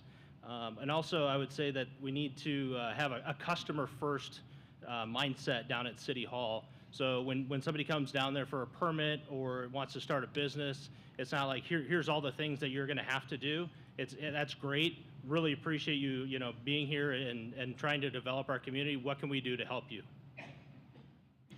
Thank you. Mr. Koskovich, same question. We've been successful at bringing blue-collar jobs to our town. Everybody knows that. We have 350 acres down in Southbridge, down by the airport, that is set up for industrial blue-collar jobs. What we do not have is white-collar land shovel-ready to go. For us to be able to attract a Gateway, attract a large insurance company, attract a large banking company that's going to bring 500 jobs, we need to be prepared for that. We can't expect to bring those companies to a town when we have nowhere to put them. They don't want to go down to Southbridge. Beyond that, we have no land available. We need to work with economic development. We need to restructure that department. We need to promote within, raise Renee up to the top, and we need to find some land that we can identify probably east of town or possibly over in the Singing Hills area, but we need to find an area where we actually have several 100 or maybe 200 acres prepared shovel ready, so then we can actually talk to the state and say, we are ready to go here in Sioux City. We have a development park ready for white collar jobs. Bring them to us. Thank you. And Trayla Lee, if you will direct your first question to Mr. Koskovich. My question to you is, what initiatives would you propose to make our city more appealing to a younger generation in terms of career opportunities, affordable housing, recreation, and civic involvement? Thank you. Well, it starts with, again, the white-collar department, right? Kids that are young, going to college, they're coming out looking for that next job, and unfortunately, we're losing them to other cities because we don't have that white-collar job for them. So it starts with that business park. Secondly, as far as the housing goes, we need to continue with our housing abatement program, but we need to open up other opportunities for housing. Right now in Sioux City, there's not a lot of development going on for new construction for housing. So the opportunity for a young entrepreneur or a young person right out of college to identify a new house to go, they don't have a lot of options. In addition, we need to work with the economic development program, again, to bring in more opportunities for not just the young people, but the older people and other people that want to bring their family here, bring their business here. Our environment is not pro-growth, and it's because we don't have good jobs, we don't have good growth, we don't have incentives. We are not appealing. We are constantly losing those opportunities to other cities because our economic development department is behind the times. Thank you. And Mr. Bestie. You repeat the question one more time? Yeah, I will. What initiatives would you propose to make Sioux City more appealing to younger generation in terms of career opportunities, affordable housing, recreation, and civic involvement? Well, I think Sioux City is a fantastic community. I mean, we all wouldn't live here if Sioux City wasn't a great community. So we just need to sell that. You know, in terms of making Sioux City a better place, we need to invest in our parks and our trails. At the state level, they refer to that as placemaking, and you know, having features that are going to attract those people, because surveys say that when people are looking at communities, they're looking at those amenities like the parks and the trails to see if that's someplace that they want to go to raise their family. Second part is we just need to have that growth mindset at City Hall to bring in the businesses that can support those jobs, you know, that are high enough paying that would incentivize them to stay here in Sioux City and want to, you know, raise their family here like I have. Thank you. And Ms. Santee, we're back to you. If you would direct your next question to Mr. Pottabum. Can you see him at all?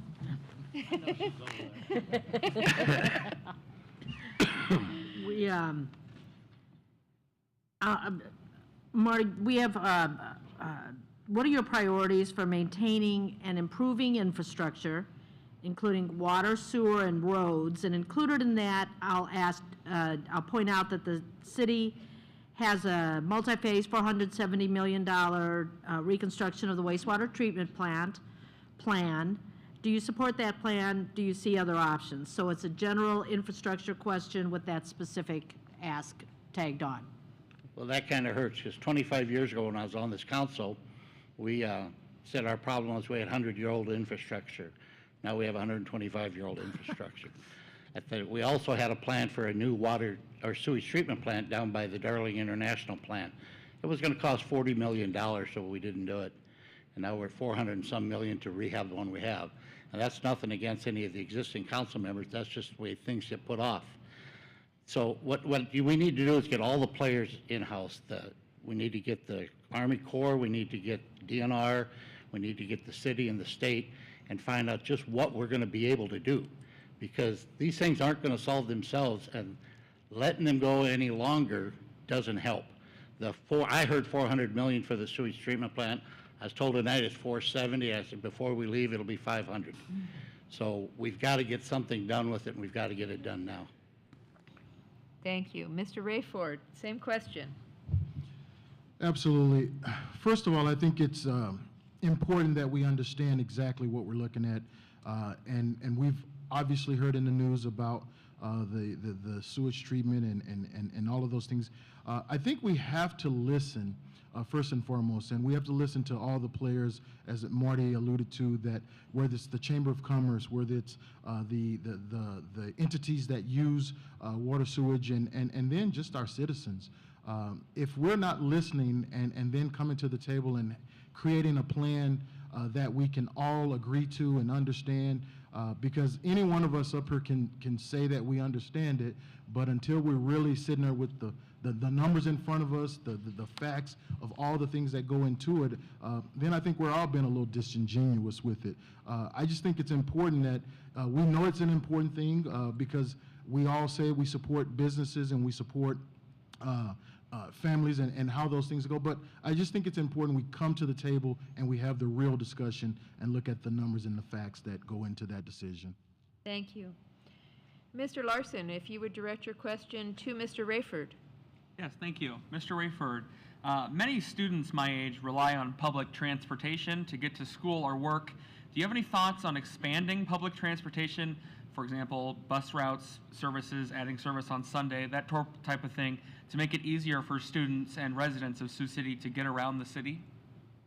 Well, I think, again, you know, Craig said it, and I think it's important that, you know, on day one when we get to sit down and look at the budget and look at all the things that go into the budget, those are some tough decisions that we have to make. What does that cost look like?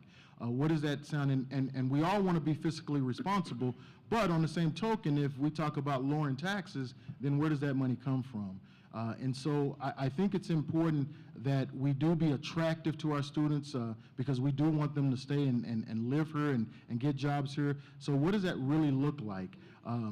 I would love to be able to say, absolutely, we're going to reduce those things, but I think it's very important that we really look and comb through that budget and see if there's opportunity to even partner with the schools like WIT, where you are, the community school district, as well as any other entity that would be using those services, so we can come together and form those partnerships and form those things that all play into that. Thank you. All right, Mr. Gottberg, if you would direct your question to Mr. Bertrand. Sure. He still needs Oh, to did be I the miss jury. one? Knew I was missing something. Sorry, Mr. Potabon. That's fine, I understand. Try that again, Luke, if you would, Okay. please. You want me to ask it again? Yeah, okay. you're asking about transportation, yes? Yes, yes. Many students my age here in college rely on public transportation. Do you have any thoughts on expanding public transportation or expanding bus routes, that sort of thing, to make it easier for students and Sioux City residents to get around the city? Well, first let me tell you, 25 years ago when I was on the council, I didn't learn a thing about our bus system, because I found out that a lot of it's federal monies that is used. When you buy them, it's like 90% federal, and we have a 10% match. Increasing the routes always sounds great, but when you increase the routes and you're paying the driver and you're paying the bus, and you only have 4 or 5 people on it, it doesn't become very economically sound to do it. So I would have to say the only way to do it is really get a study going and look at it before you jump into it, because I've seen a lot of things that sound terrific, cities put them in, and then they don't get used. And it isn't, you can't open it up and drop it the next week. Those things take a little planning, and they take some time to see if it's going to work. But I would be wide open to looking at it. But like I said, after I got off the council, I went on the transit board for 8 years, and I got my eyes open there. And it's a different animal. Okay, now am I good? Mr. Gottberg, if you will direct your question to Mr. Bertrand. All right, Rick, I'll take you back to the state senate. Of course, I covered you when you were back there, and you did a great job in battling for things like finalizing the 4-laning of Highway 20 and other things like that, but we don't always get the cooperation from the other 2/3 of the state of Iowa. So everybody wants to lower property taxes. We're property tax poor compared to a lot of eastern Iowa. How do we win that battle as far as the city dealing with our current elected state lawmakers and fighting that battle in Des Moines to give us a little more help? We've had targeted jobs that have been a big help to us. That seems to get passed every year. But you've seen this from the other side, being a state senator in the past. How do we win that battle now going forward as a city to get that property tax help when we have state budget cuts and federal budget cuts too? Well, it's two different questions there, Woody, and they're good questions. The first one is the property tax issue.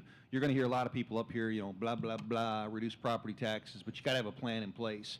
And the plan is real simple. It's twofold. It's spending, reducing spending, which is the envelope of government, and it's dropping the levy, which is by buying it down. And I think so it all starts there with property tax. You forget the state, that's what we got to do. We're at $38 a thousand for our levy, which is one of the highest in the state. And that's really where it all starts, the spending.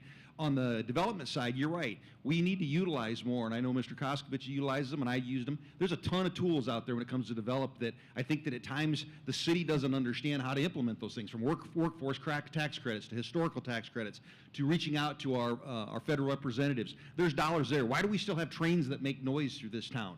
That goes back to, if we're in D.C., let's go out there with an agenda. And I think what you're going to see when I get elected is I will have an agenda when it comes to development, when it comes to reducing property taxes, when it comes to cleaning up the city. You're going to have specifics. And it's not about talk, and 25 years from now we're going to talk about that we didn't do something with the water plant, we didn't do, all these things that are still hanging out there. The time is now. People want change. Thank you have you. a change agent right here. This is a change Mr. Bertrand, agent. thank you. Sorry. Mr. Berenstein? Woody, your question has probably a dozen components, and to Rick's point, as you evaluate the question, it's with regard to working with our local legislators like Mr. Henderson, working with other community leaders, working with other state leaders, working with the governor's office. There's no question that from Des Moines East, there's very little recognition of Sioux City, and there's more belief that Sioux City belongs either in Nebraska or in South Dakota. And I think we have a tremendous relationship with those communities. But at the same time, our obligation is to work within the constraints that we have, try to find the right revenue sources, increase those revenue sources, do what we can to create economic development opportunities like Paul was identifying, and at the same time, like we're all identifying, reduce our expenses so that we have a manageable budget and don't have to rely on others in Des Moines or elsewhere in order to be a successful community and to not be property tax poor. Thank you. And Ms. Lee, if you will direct your question to Mr. Berenstein. Right. This is centered around economic development, which we've heard a lot about. But how do you plan to support and continue to sustain the economic growth that we have here in the city, but continue to manage what our small business needs are, our large employer needs are, in addition to a long-term community investment? Trela, economic development has to be within everybody's commitment on this panel. And when you look at economic development, there are so many levels, working with organic growth, with businesses from Sioux City, working with global growth, trying to attract developers and businesses that are interested in coming to our community. But I believe we have an incredibly unique opportunity, as I said in my opening. When Unity Point acquired Mercy, I think that gives us an opportunity both for economic development, health care, and to make Sioux City a healthy city community. And I think if we work with Unity Point St. Luke's and the Unity Point system in Des Moines, I think we have an incredible opportunity for both the economic development side and the healthcare community side. You want to repeat it? Can you repeat that question for me? I got hospital in my ear. That's right. No worries. We've talked about economic growth. Yeah. And so how do you plan to support the balancing act of the needs of our small businesses in addition to our large employers, Great. as well as the long-term community investments? Well, first of all, just from a Sioux City perspective, I'm extremely bullish and I'm extremely positive. I know sometimes I get a little passionate, but that passion is because I'm positive. And I think the best days can be ahead of us if we do the right things. So in a business perspective, number one, we got to take care of the guys that are here, the businesses that are here. And we got to listen to them. And we got to give them the tools, and we got to get out of their way in City Hall. So when they want to expand, we don't give them a list from a lawyer of 110 things they have to do to put 40 feet on the back of their building. Enough of that stuff. That makes that welcoming community. And also then, we got to have a conversation with the 8-10 builders that we've ran out of town to Sioux Falls and into Orange City and to Sioux Center because we can't get a permit in 3 weeks. Those are the environments that we're going to change. We're going to simplify things, and if people don't want to play ball with this new council, then we're going to move. We're going to find people that do. But I can tell you, I will lead this council for specifics. Economic development is the key to buying down tax, growing ourselves out of this along with spending. But again, business is my priority, and you need business people to talk the language, and I think there's some people up here that understand that language, and I'm one of them. Thank you. Okay. Ms. Santee, would you direct your question to Mr. Koskovich? Sure. Hi, Paul and John. This is sort of a long question, but short answers. It's about quality of life and city services are the issues. When's the last time you've been to the library in Sioux City? And how do you use the library, if at all? And then when is the last time you've been to the Sioux City Public Museum, the Sioux City Arts Center? Can you name the directors of those three organizations? I use the parking lot at the library to go to City Hall. I went to the Public Museum when I was in elementary school. I could not name the directors. I went to the Arts Center for a charity gathering a few years ago. Those are my answers. Thank you. In terms of the library, no, I don't use the public library, but still like a good proponent for the library because there are a lot of people that use it and don't know the director there. The Art Center, I was at Art Splash on the outside, and I also take my kids there to go and play in the kids area and walk through. And same thing with the Sioux City Museum. They have some great kids activities in there to walk through and be able to take my kids and have an activity for them to keep them busy because they're young and need activity. Do you know the director at either of the latter two, the Arts Center or the museum? Thank you. Okay, thank you. Okay, Mr. Larson, would you direct your question to Mr. Denbesti? Yes, some students I've talked to here at Western Iowa Tech Community College that are new to Sioux City, they're from other states, they're coming here for school. They've mentioned that in some areas sidewalks are damaged or just missing altogether, which makes it harder to get around safely. What are your thoughts, and those kids don't have cars, is kind of what makes sense there. What are your thoughts on improving sidewalks and roads and other infrastructure made for pedestrians? Sure. Yeah, I think that sidewalks are an issue. I have a problem when the city is out marking sidewalks in neighborhoods, but then you go walk along the riverfront and you can trip over big chunks of concrete. So I think the city needs to first focus on their own infrastructure in terms of sidewalks before going out into the community and marking up residents. Both are important, but let's take care of Sioux City first. In terms of like infrastructure for roads, was that the second part of the question? Yeah, I think it's a balancing act of how much we can spend. I'd love to say that I could make all the roads in Sioux City smooth, but that's just not realistic. We live in a cold climate. We have expanding and contracting, so we do our best with what we have, but we need to be fiscally responsible, and we can't just pave every road in Sioux City to make it smooth. But we do need to prioritize the ones that are really rough and figure out a plan to attack those as they come up. Mr. Koskovich. Everybody knows our taxes are absolutely incredibly high. We are a top 10% in the country, and we have nothing to show for it. So for the city to decide that, hey, we're going to go around and paint some sidewalks and make these citizens pay, $1,200, $1,500 to fix their sidewalk when they can't even pay their taxes is just not the right time. Instead, having a plan in place that would take several years to bring our sidewalks up to snuff, I guess would be a better plan. As far as city infrastructure, everybody knows that we're deteriorating, but listen, we need to fill the potholes. We can't replace every street overnight, but if we have a plan in place to maintain what we have and then over time make the adjustments that we can to the roads that really need it, but at the same time, again, we cannot put it all on the citizen. Our taxes are incredibly high, and we cannot just force the citizen to pay to fix it all overnight. Thank you. All right. And now, Mr. Gottberg, would you direct your question to Mr. Rayford? Sure. I'm happy in my newscast, I haven't done one story all summer long and into early fall on a homeless problem in Sioux City. But winter's coming, in what's going to be a tight budget year, the city's been asked frequently in the past to help fund to take care of homelessness.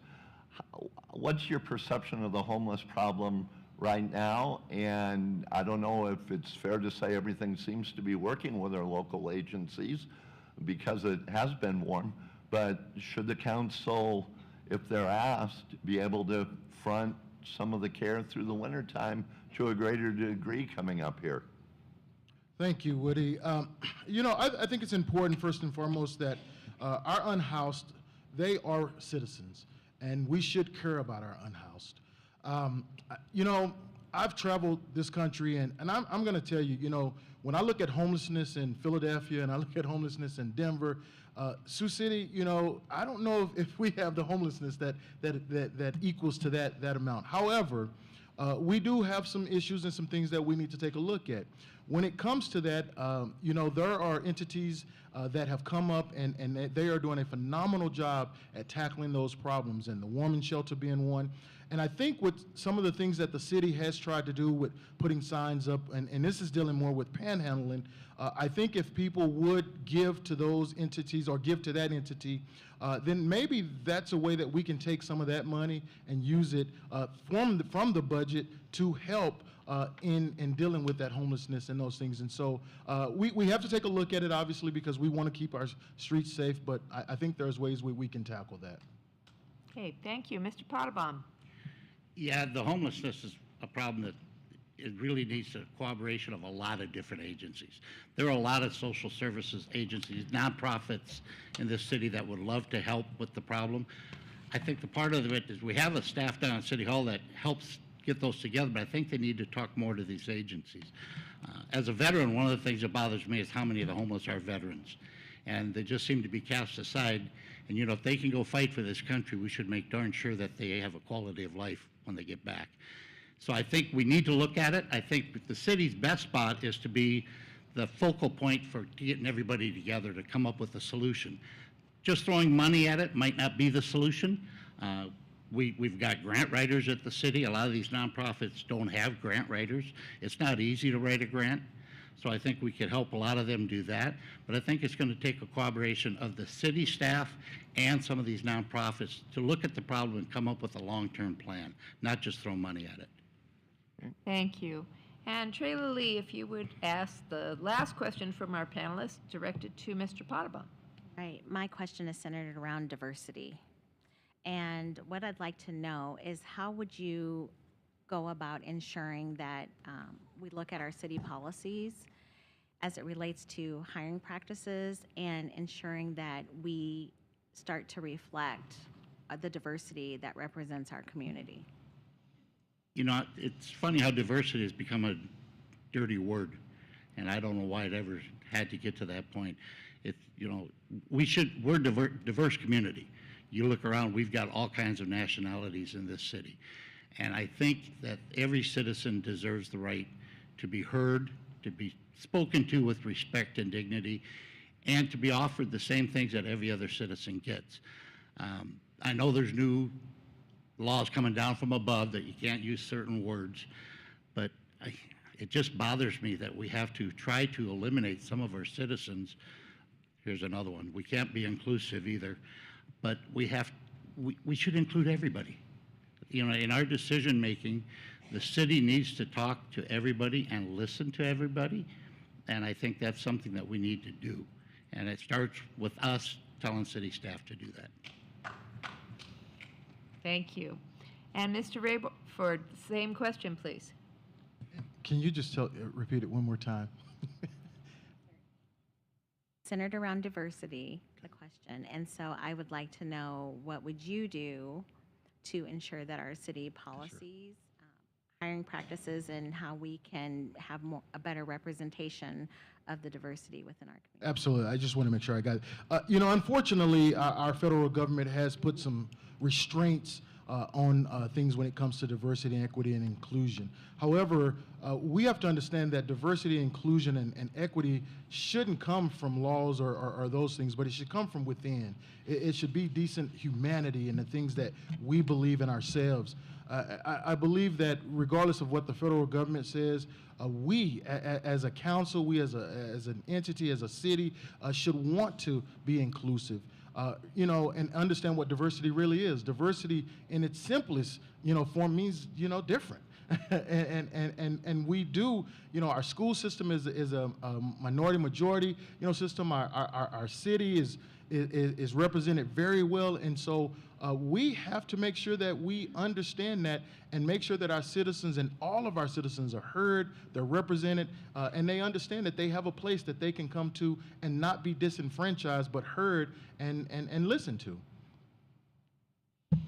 All right, thank you. That concludes our panelist portion of the evening. So would you please join me in thanking our panelists, Linda Santee, Luke Larson, Woody Gottberg, and Trayla Lee for their participation. Thank you very much for being with us tonight. If you have questions that you have not yet turned in, please hold them up, and the Mayor's Youth Commission people and league members will collect them from you. There's one up here in the front I see.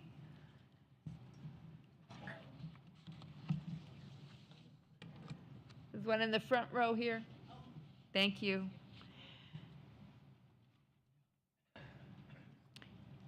So I'm going to ask as many of these questions as I can. I think that we might want to let all of you answer some of these, so we will try and, depending on the question, if you all want to chime in, that would be awesome. And then we'll have 1-minute closing statements after we're done.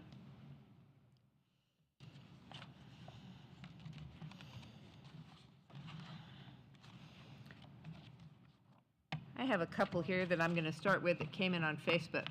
So first question for all of you is, what are your feelings about rezoning residential land for commercial land use in neighborhoods? And I don't know who would like to start with that one. You want to take that, Mr. Koskovich? Okay.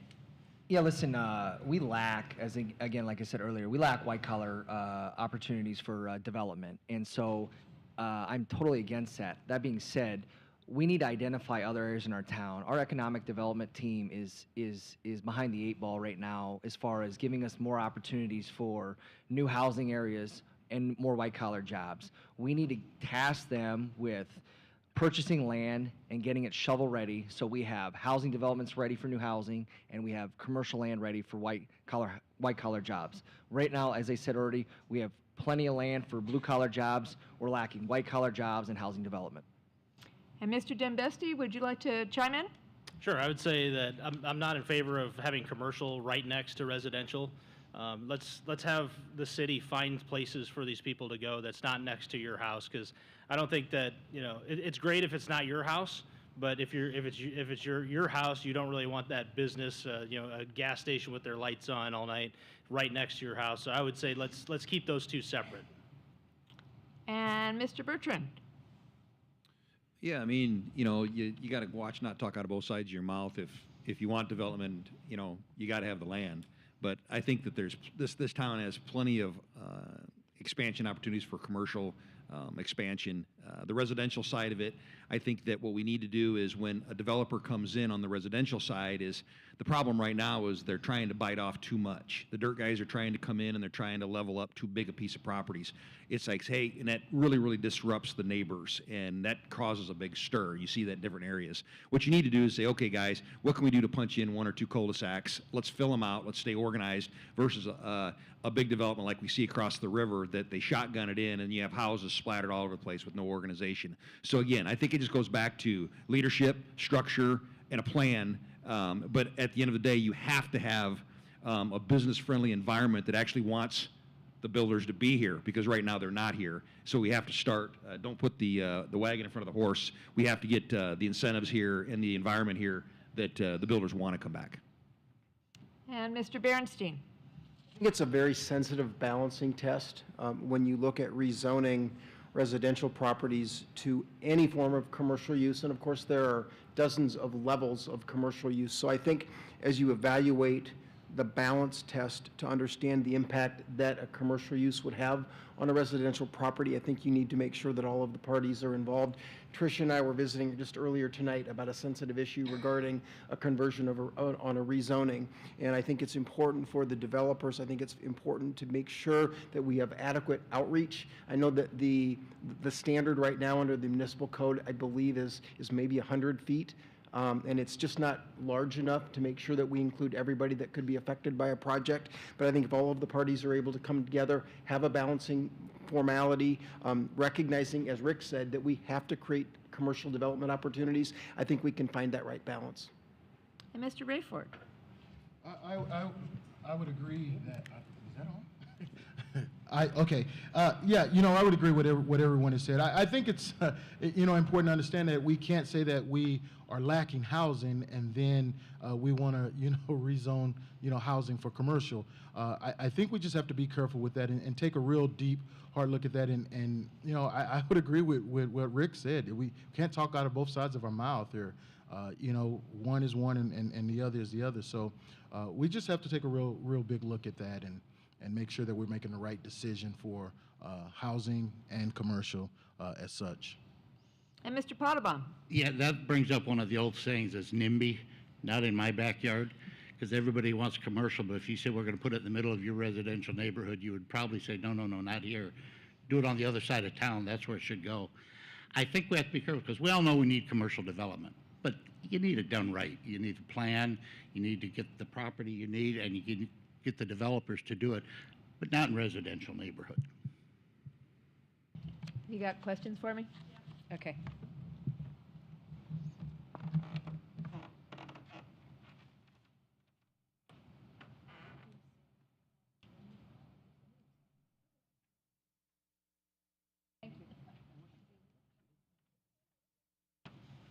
Okay, I've got one more here, and then I'm going to go to the ones from the audience here. This one has to do with unions.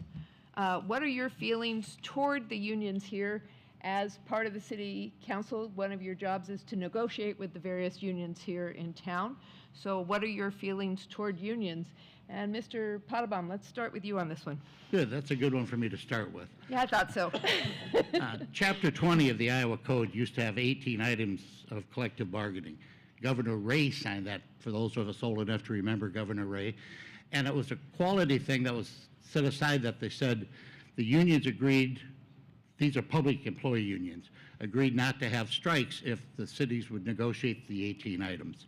And then a few years ago, they decided to rape Chapter 20 and took away everything except base wages and I believe it's base and overtime, but kept in the no strike clause. So I think that every worker has a right to negotiate for what they deserve, and they call it negotiate because both sides have to do it. I tried it when I was on the Board of Supervisors. I made a motion that we continue to negotiate on all the items that were originally in the law. It died for lack of a second. I think the employees have the right, or should have the right, to negotiate for a fair wage and a proper working condition, and I would fight for that. Okay. Mr. Koskovich. Yeah, I mean, unions and non-union shops have been able to navigate the work environment for the longest time. You know, some people are for, some people are against. I think they have their place. Obviously, I'm not going to come in and look to change the process. I think you just work within the environment you're given and that's been set forth, and do the best job you can, and promote within, and put the best person forward to do the job. Yeah, I'm supportive. We on? Right there? There we go. Can you hear me now? Yeah, I'm supportive of what the unions do. I think we have a lot of union employees when you count fire, police, city employees. So I think it's important to have dialogue with constructive and respectful dialogue, whether you agree with everything or not, with those unions, to make sure that we're taking care of those employees, because they are very critical to what the city does. So. Pro or against union, we need to make sure that we're having constructive and friendly conversations with those folks. Mr. Bertrand. Yeah, I think the elephant in the room is, are you going to mess with the unions? And the answer is no. I don't think anybody in this committee, on this new council, is even thinking about messing with the current system we have. The 411 system, pension system, is solid. It's solid from the state. IPERS continues to be one of the most solid systems in the nation, which I've supported all the way along. Again, I also, we can talk about reaching out. I actually did it. I got a hold of Nate and Neil with the police and the fire, and I've already sat in front of both of those and took the tough questions with them. And they asked me, and I said, don't buy into the fear tactics that anybody on this council is going to shrink or is going to try to break up this union. It's not going to happen. This is not political. This is governing. This is city governing. So I support it. Again, they also asked if they could be part of hiring the new chief. I fully support that they should have a seat at the table. I fully support that they are part of serving the customers, which is the citizens. And we have to give the police, fire, and municipal workers the tools to serve us. It's just that simple. So, but they know I'm on their side, and all the scare tactics can be there, but at the end of the day, I'll be there, and I've already been there. Thank you. Mr. Berenstein. During my initial years on the council from 2000 to 2007, I was extremely supportive of the public unions. Certainly worked with other union organizations that had issues that impacted the city and the community. So I'm always willing to visit, look at their issues, remain open-minded. To Rick's point, I agree that in dealing with both the police and the fire department, to me, as the original question was, that they're sacrosanct, and that those are departments that need to remain strong and supported. I think a large part of this question may go to a question and questionnaire that all of the candidates received, excuse me, early in the process from one of the local federations of labor. And the question was, would you be willing to re-engage because the state re-evaluated the language in the Iowa State Code in 2017? My answer to them was, I think it remains open. I think I would be more than happy to continue to revisit the issues and remain open-minded. Thank you. Mr. Rayford. Well, as a past IBEW member, I absolutely believe in the union, and I believe every worker has the right to, organized, and I believe that we have the right to negotiate. Also, being a current civil service commissioner and working with the fire department and police department, I understand those protections, and we want to make sure that our workers feel protected and they have some place that they can go when they feel like they've been wrongly terminated or whatever the situation may be. But I absolutely agree with what everybody, we will always come to the table in good faith and have those discussions and those negotiations. Thank you. Mr. Dembesti, we're going to start with you on this one. Post-COVID, jobs have started to go remote or hybrid. How do you think the city can support those jobs and workers? I think it probably comes back to infrastructure in terms of having high-speed internet, laying fiber optic cable, and being friendly to those companies that are trying to lay that. In terms of, there's not really that much more that the city can do in terms of supporting those folks that work at home, besides making sure that they have the power and the connectivity to do their jobs. So. Mr. Bertrand? I don't understand the question. How can the city support workers who are remote workers or hybrid workers where they'd work at home part-time and at the office? Well, I'm assuming that's a decision that's being made by an employer. Right. So at that point, I mean, I'm not really going to poke around what their decision-making is. I mean, they can get Sparklight like everybody else. But if an employer decides they want to keep them at home, stay at home. But, the private sector is the private sector. Let's move on. Okay. Mr. Berenstein. Sorry, mangling your name. To Rick's point, was the question related to city employees or supporting remote workers? It doesn't say. It says, how do you think the city can support those jobs and workers? So I don't know, would you be supportive of having some city workers go hybrid? Well, I think that the issue and the question is that we have to have the right infrastructure in this community, whether it's for remote working or not.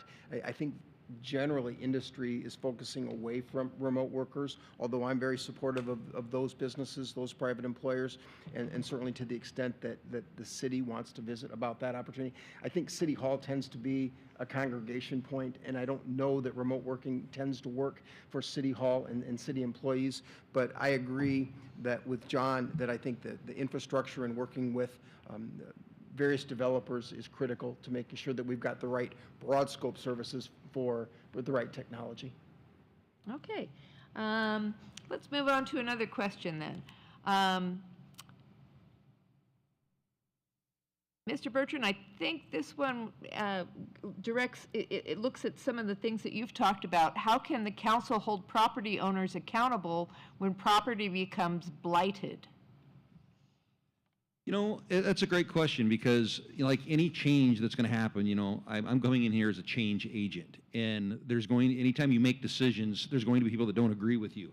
And if we want to clean up the city, then we're going to have to go out and enforce that.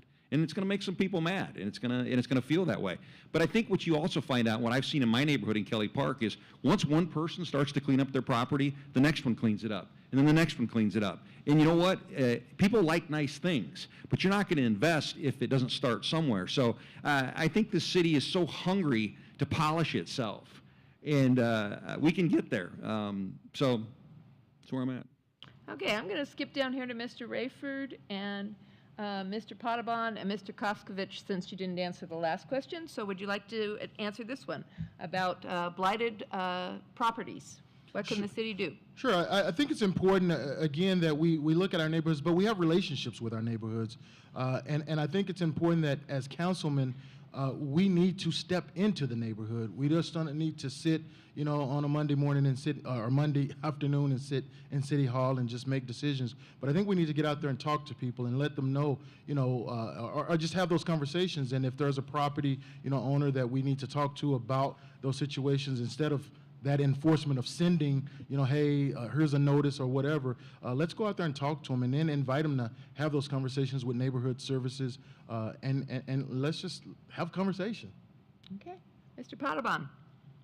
I think one of the biggest problems with blighted properties comes from our absentee landowners, or the people that own the property don't live anywhere near the city, and they have numerous properties in the city, and they don't care.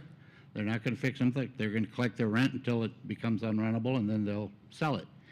And I think that's a problem that the city needs to address with getting a hold of those and saying they have to do something with them, or we'll find somebody who will.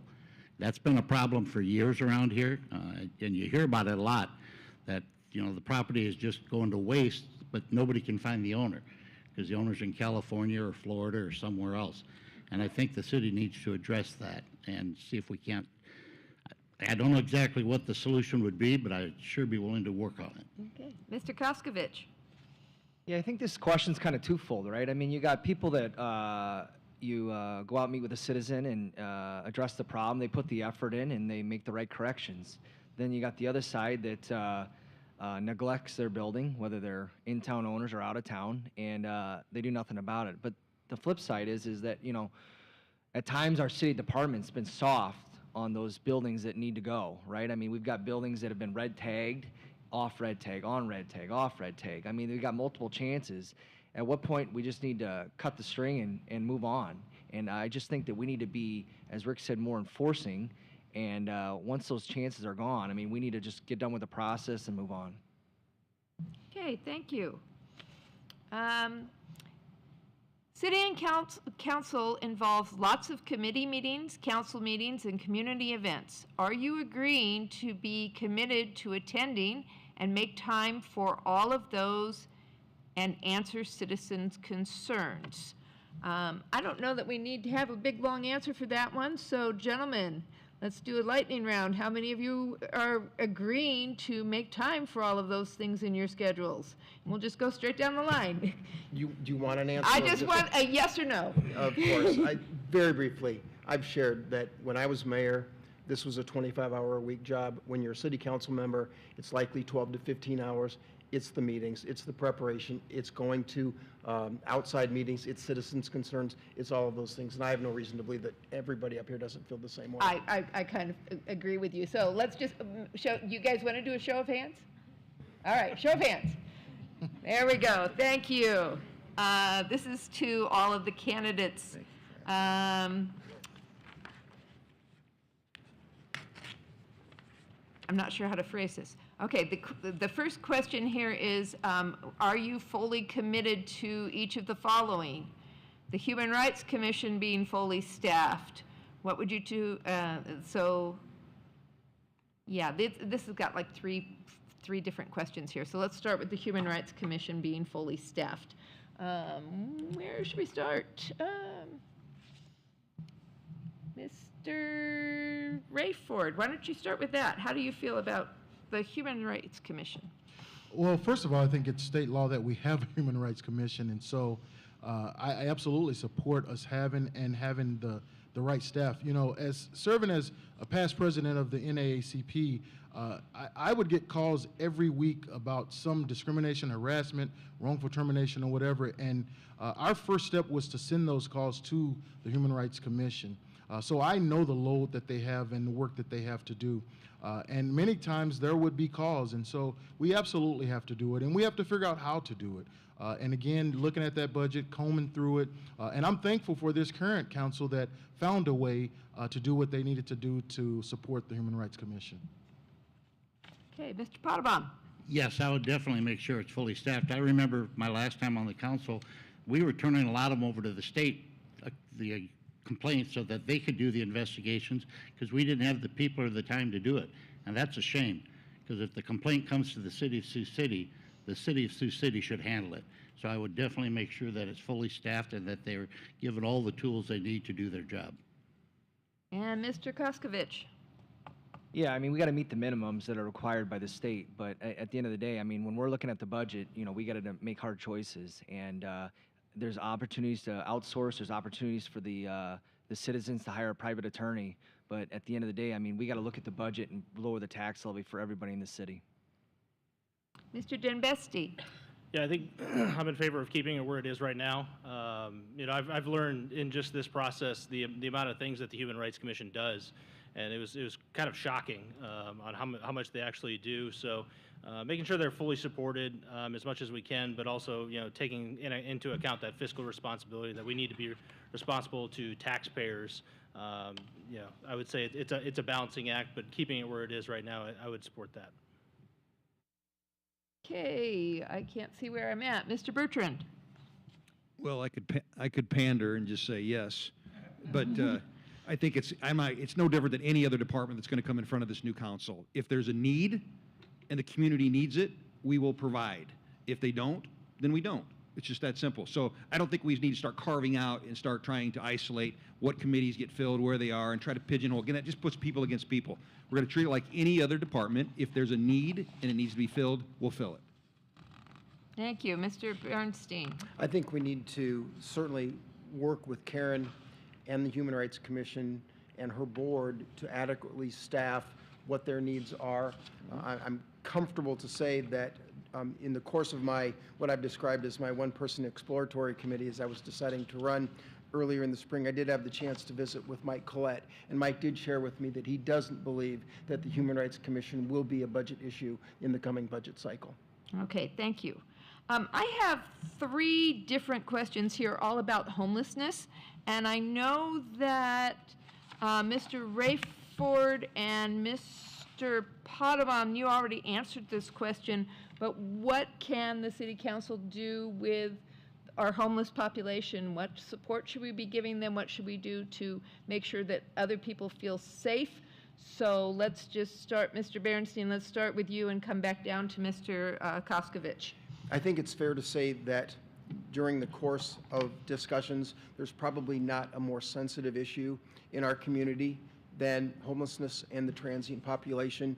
I think the perspectives run 180 degrees difference, and I think what's critical for leaders of not only the City Council, but the leaders of this community, we need to find a solution that works for the entire community. That involves working with the social agencies, working with state and federal agencies, and working with the business owners that are both affected by the transient and the homelessness population, as well as those that are supportive of finding a solution, and making sure that as we work together to find that solution, that we find a productive and positive resolution so that this community is able to address the issue, but most importantly, address the needs of the homeless population and the transient population.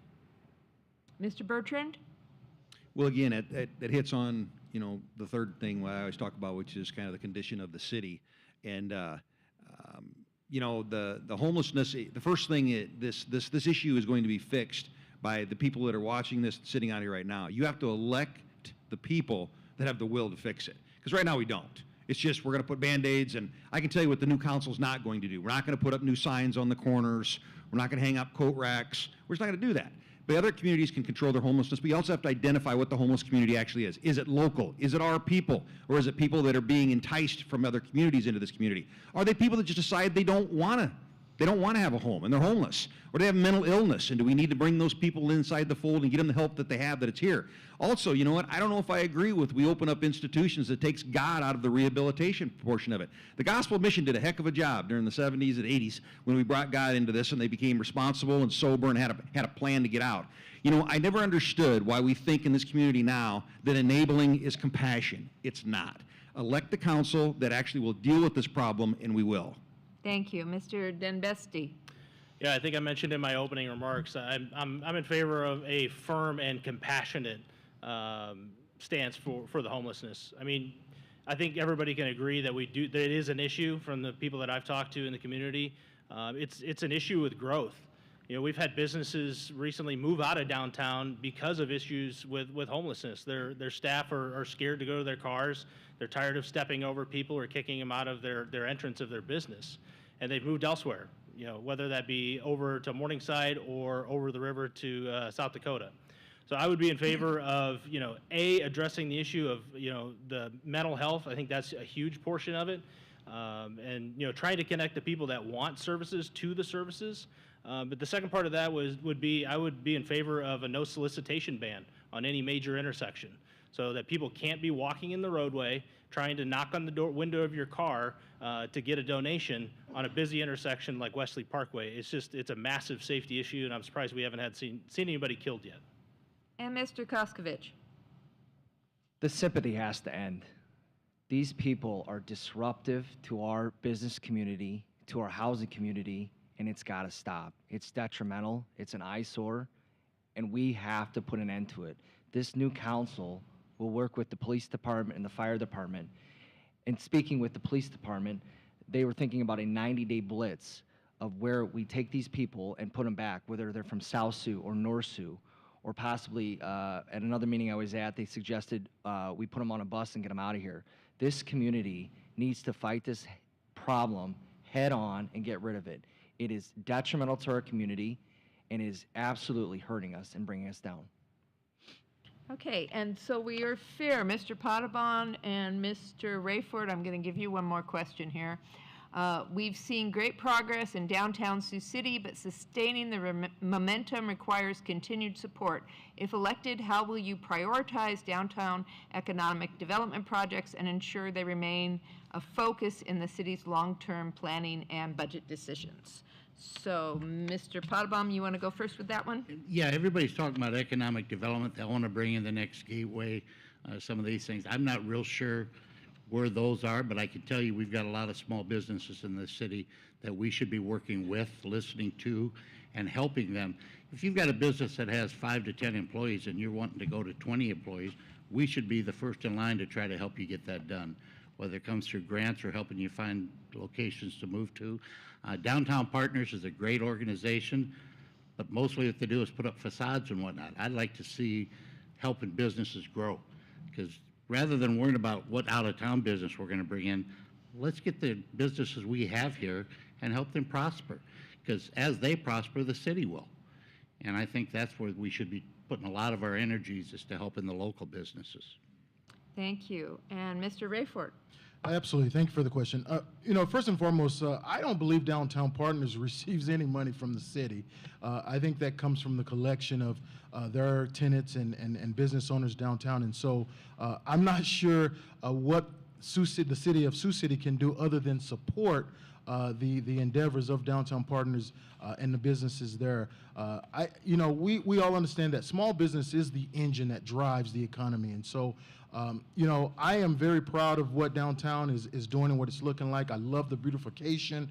I love some of the new things that they've added, such as speaker music and some of those things, and the new sign, I love Sioux City, all of those things. And so as a city, I think our job is just to support, continue to support, find out ways that we can support even more, whatever that looks like. MERD is a great organization. If there's things that we can do and push towards that, so that some of that grant money can help continue to grow downtown. But we need a thriving downtown. And so that's what I would do is continue to support them.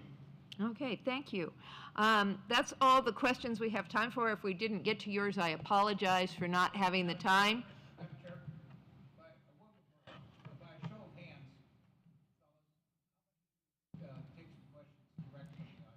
We do not have time for that, sir. We have to be done by 9 o'clock. And so sir, we do not have time. We're going to have closing statements, and if you have questions you want to ask them after the forum is over, you may do that then. But we're going to go ahead and go to our closing statements. You will each have 1 minute, and we're going to start with Mr. Koskovich. I'm a developer and entrepreneur, and there's a negative connotation around here with the word developer. Some people think I'm trying to get on council here to line my pockets. I can assure you the time and effort that I'm going to put into this, that it's going to take away from my real life and my business endeavors, is going to cost me. But I want to do it because this city needs help. This city is in a bad, bad spot. We need to lower the taxes. We need to absolutely rebuild our economic development department. We need to streamline our permitting process so that when I go downtown, when you go downtown to get a permit, it's 3 days for a housing permit. It's not months for a commercial permit. And lastly, we need to take care of this homeless problem. My time is going to be spent on this, away from my family and away from my business that really makes me money, so I can help turn the city around. Thank you. Mr. Denbesti. Yeah, so I'm a lifelong resident of Sioux City, a financial advisor and reserve deputy and proud husband and father. Yeah, I'm running for city council to bring a common sense, growth-focused leadership to City Hall. Leadership that supports the local businesses and expands affordable housing and protects the taxpayers through transparent and fiscal responsibility. I've served my community through law enforcement and as the chair of the Chamber's Government Relations Committee, advocating for Sioux City at the state, federal, and local level. Now I'm ready to continue that service on the Sioux City Council to build a stronger Sioux City for future generations. I'll say that I'm running for the sole reason to make Sioux City better, to make it a place that everybody is proud of. I'm honored to be here. Thank you very much for the League of Women Voters for having us here, and I'd be honored to earn your vote come November 4th. Thank you. Mr. Bertrand. Well, first I've always learned you don't get what you don't ask for. And so first and foremost, I'm asking for your vote. I'm asking this November you show up. We had a great turnout for the primary, and I'm asking to show up and to fill that dot in for me if you want to change it. Guys, I am positive, I am bullish on this community, and I'm excited. We have a historic opportunity with 3 seats being open to swing a majority that will make the tough decisions. If you want decisions made, uncomfortable decisions, elect the will, and the will is sitting right here.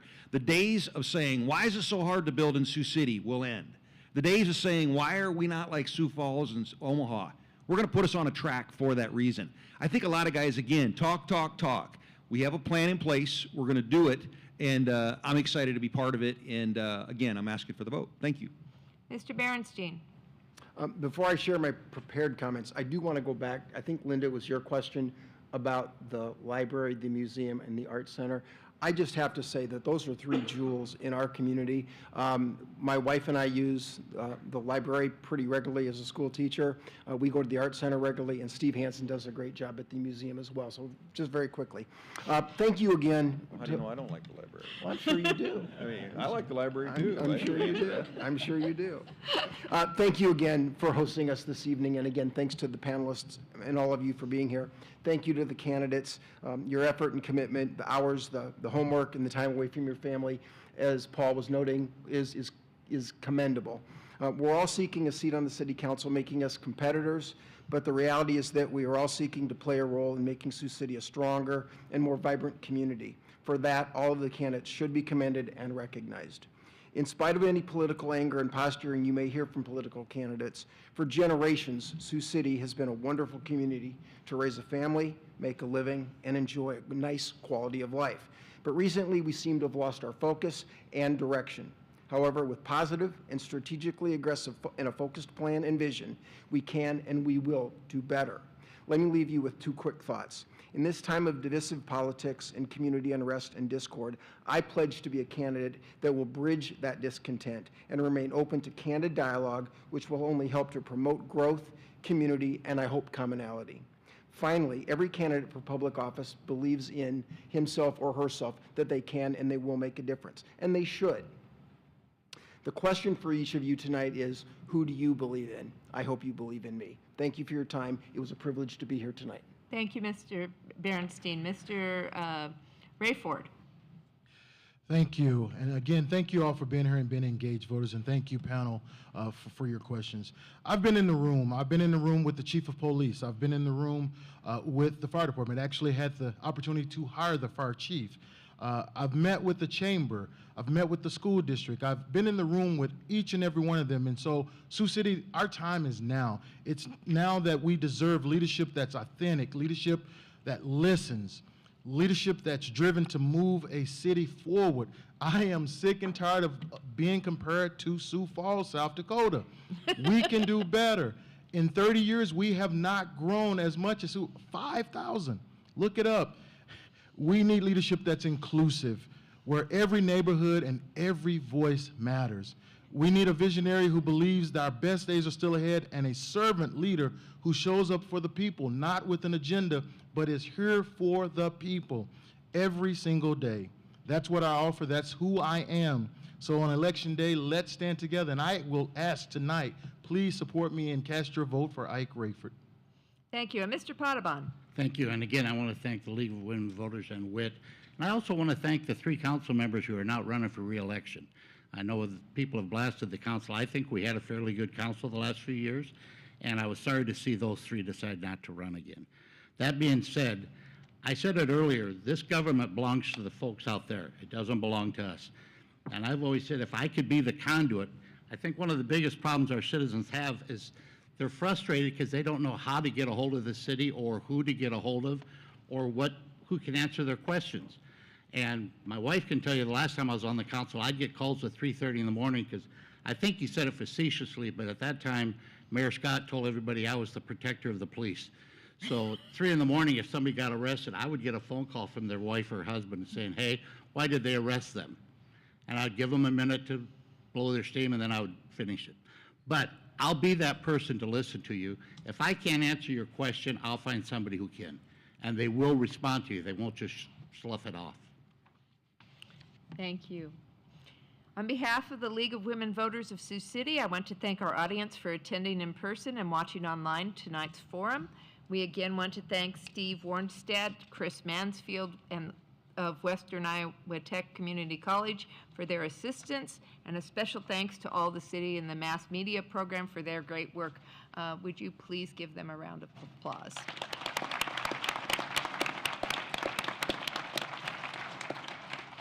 Thank you also to the members of the Mayor's Youth Commission for their help tonight.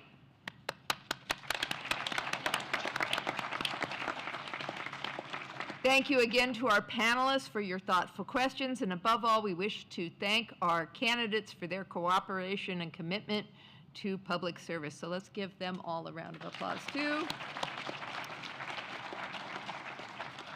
A reminder that the upcoming election is on Tuesday, November 4th. The polls are open from 7 a.m. to 8 p.m. You can also vote with absentee ballots. You can get a request form and have it mailed to you, and then you mail it back to the Woodbury County Commissioner of Elections, who will then send your ballot to complete and return by mail by the time the polls close on November 4th.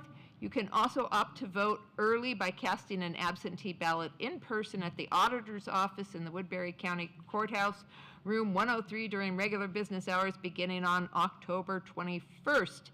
If you have questions, you can call the Woodbury County Commissioner of Elections at 712-279-6465. If you're not registered to vote, there are voter registration forms on the entry table.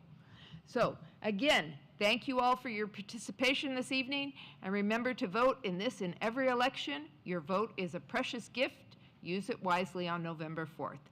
This concludes our candidate forum for the Sioux City Council.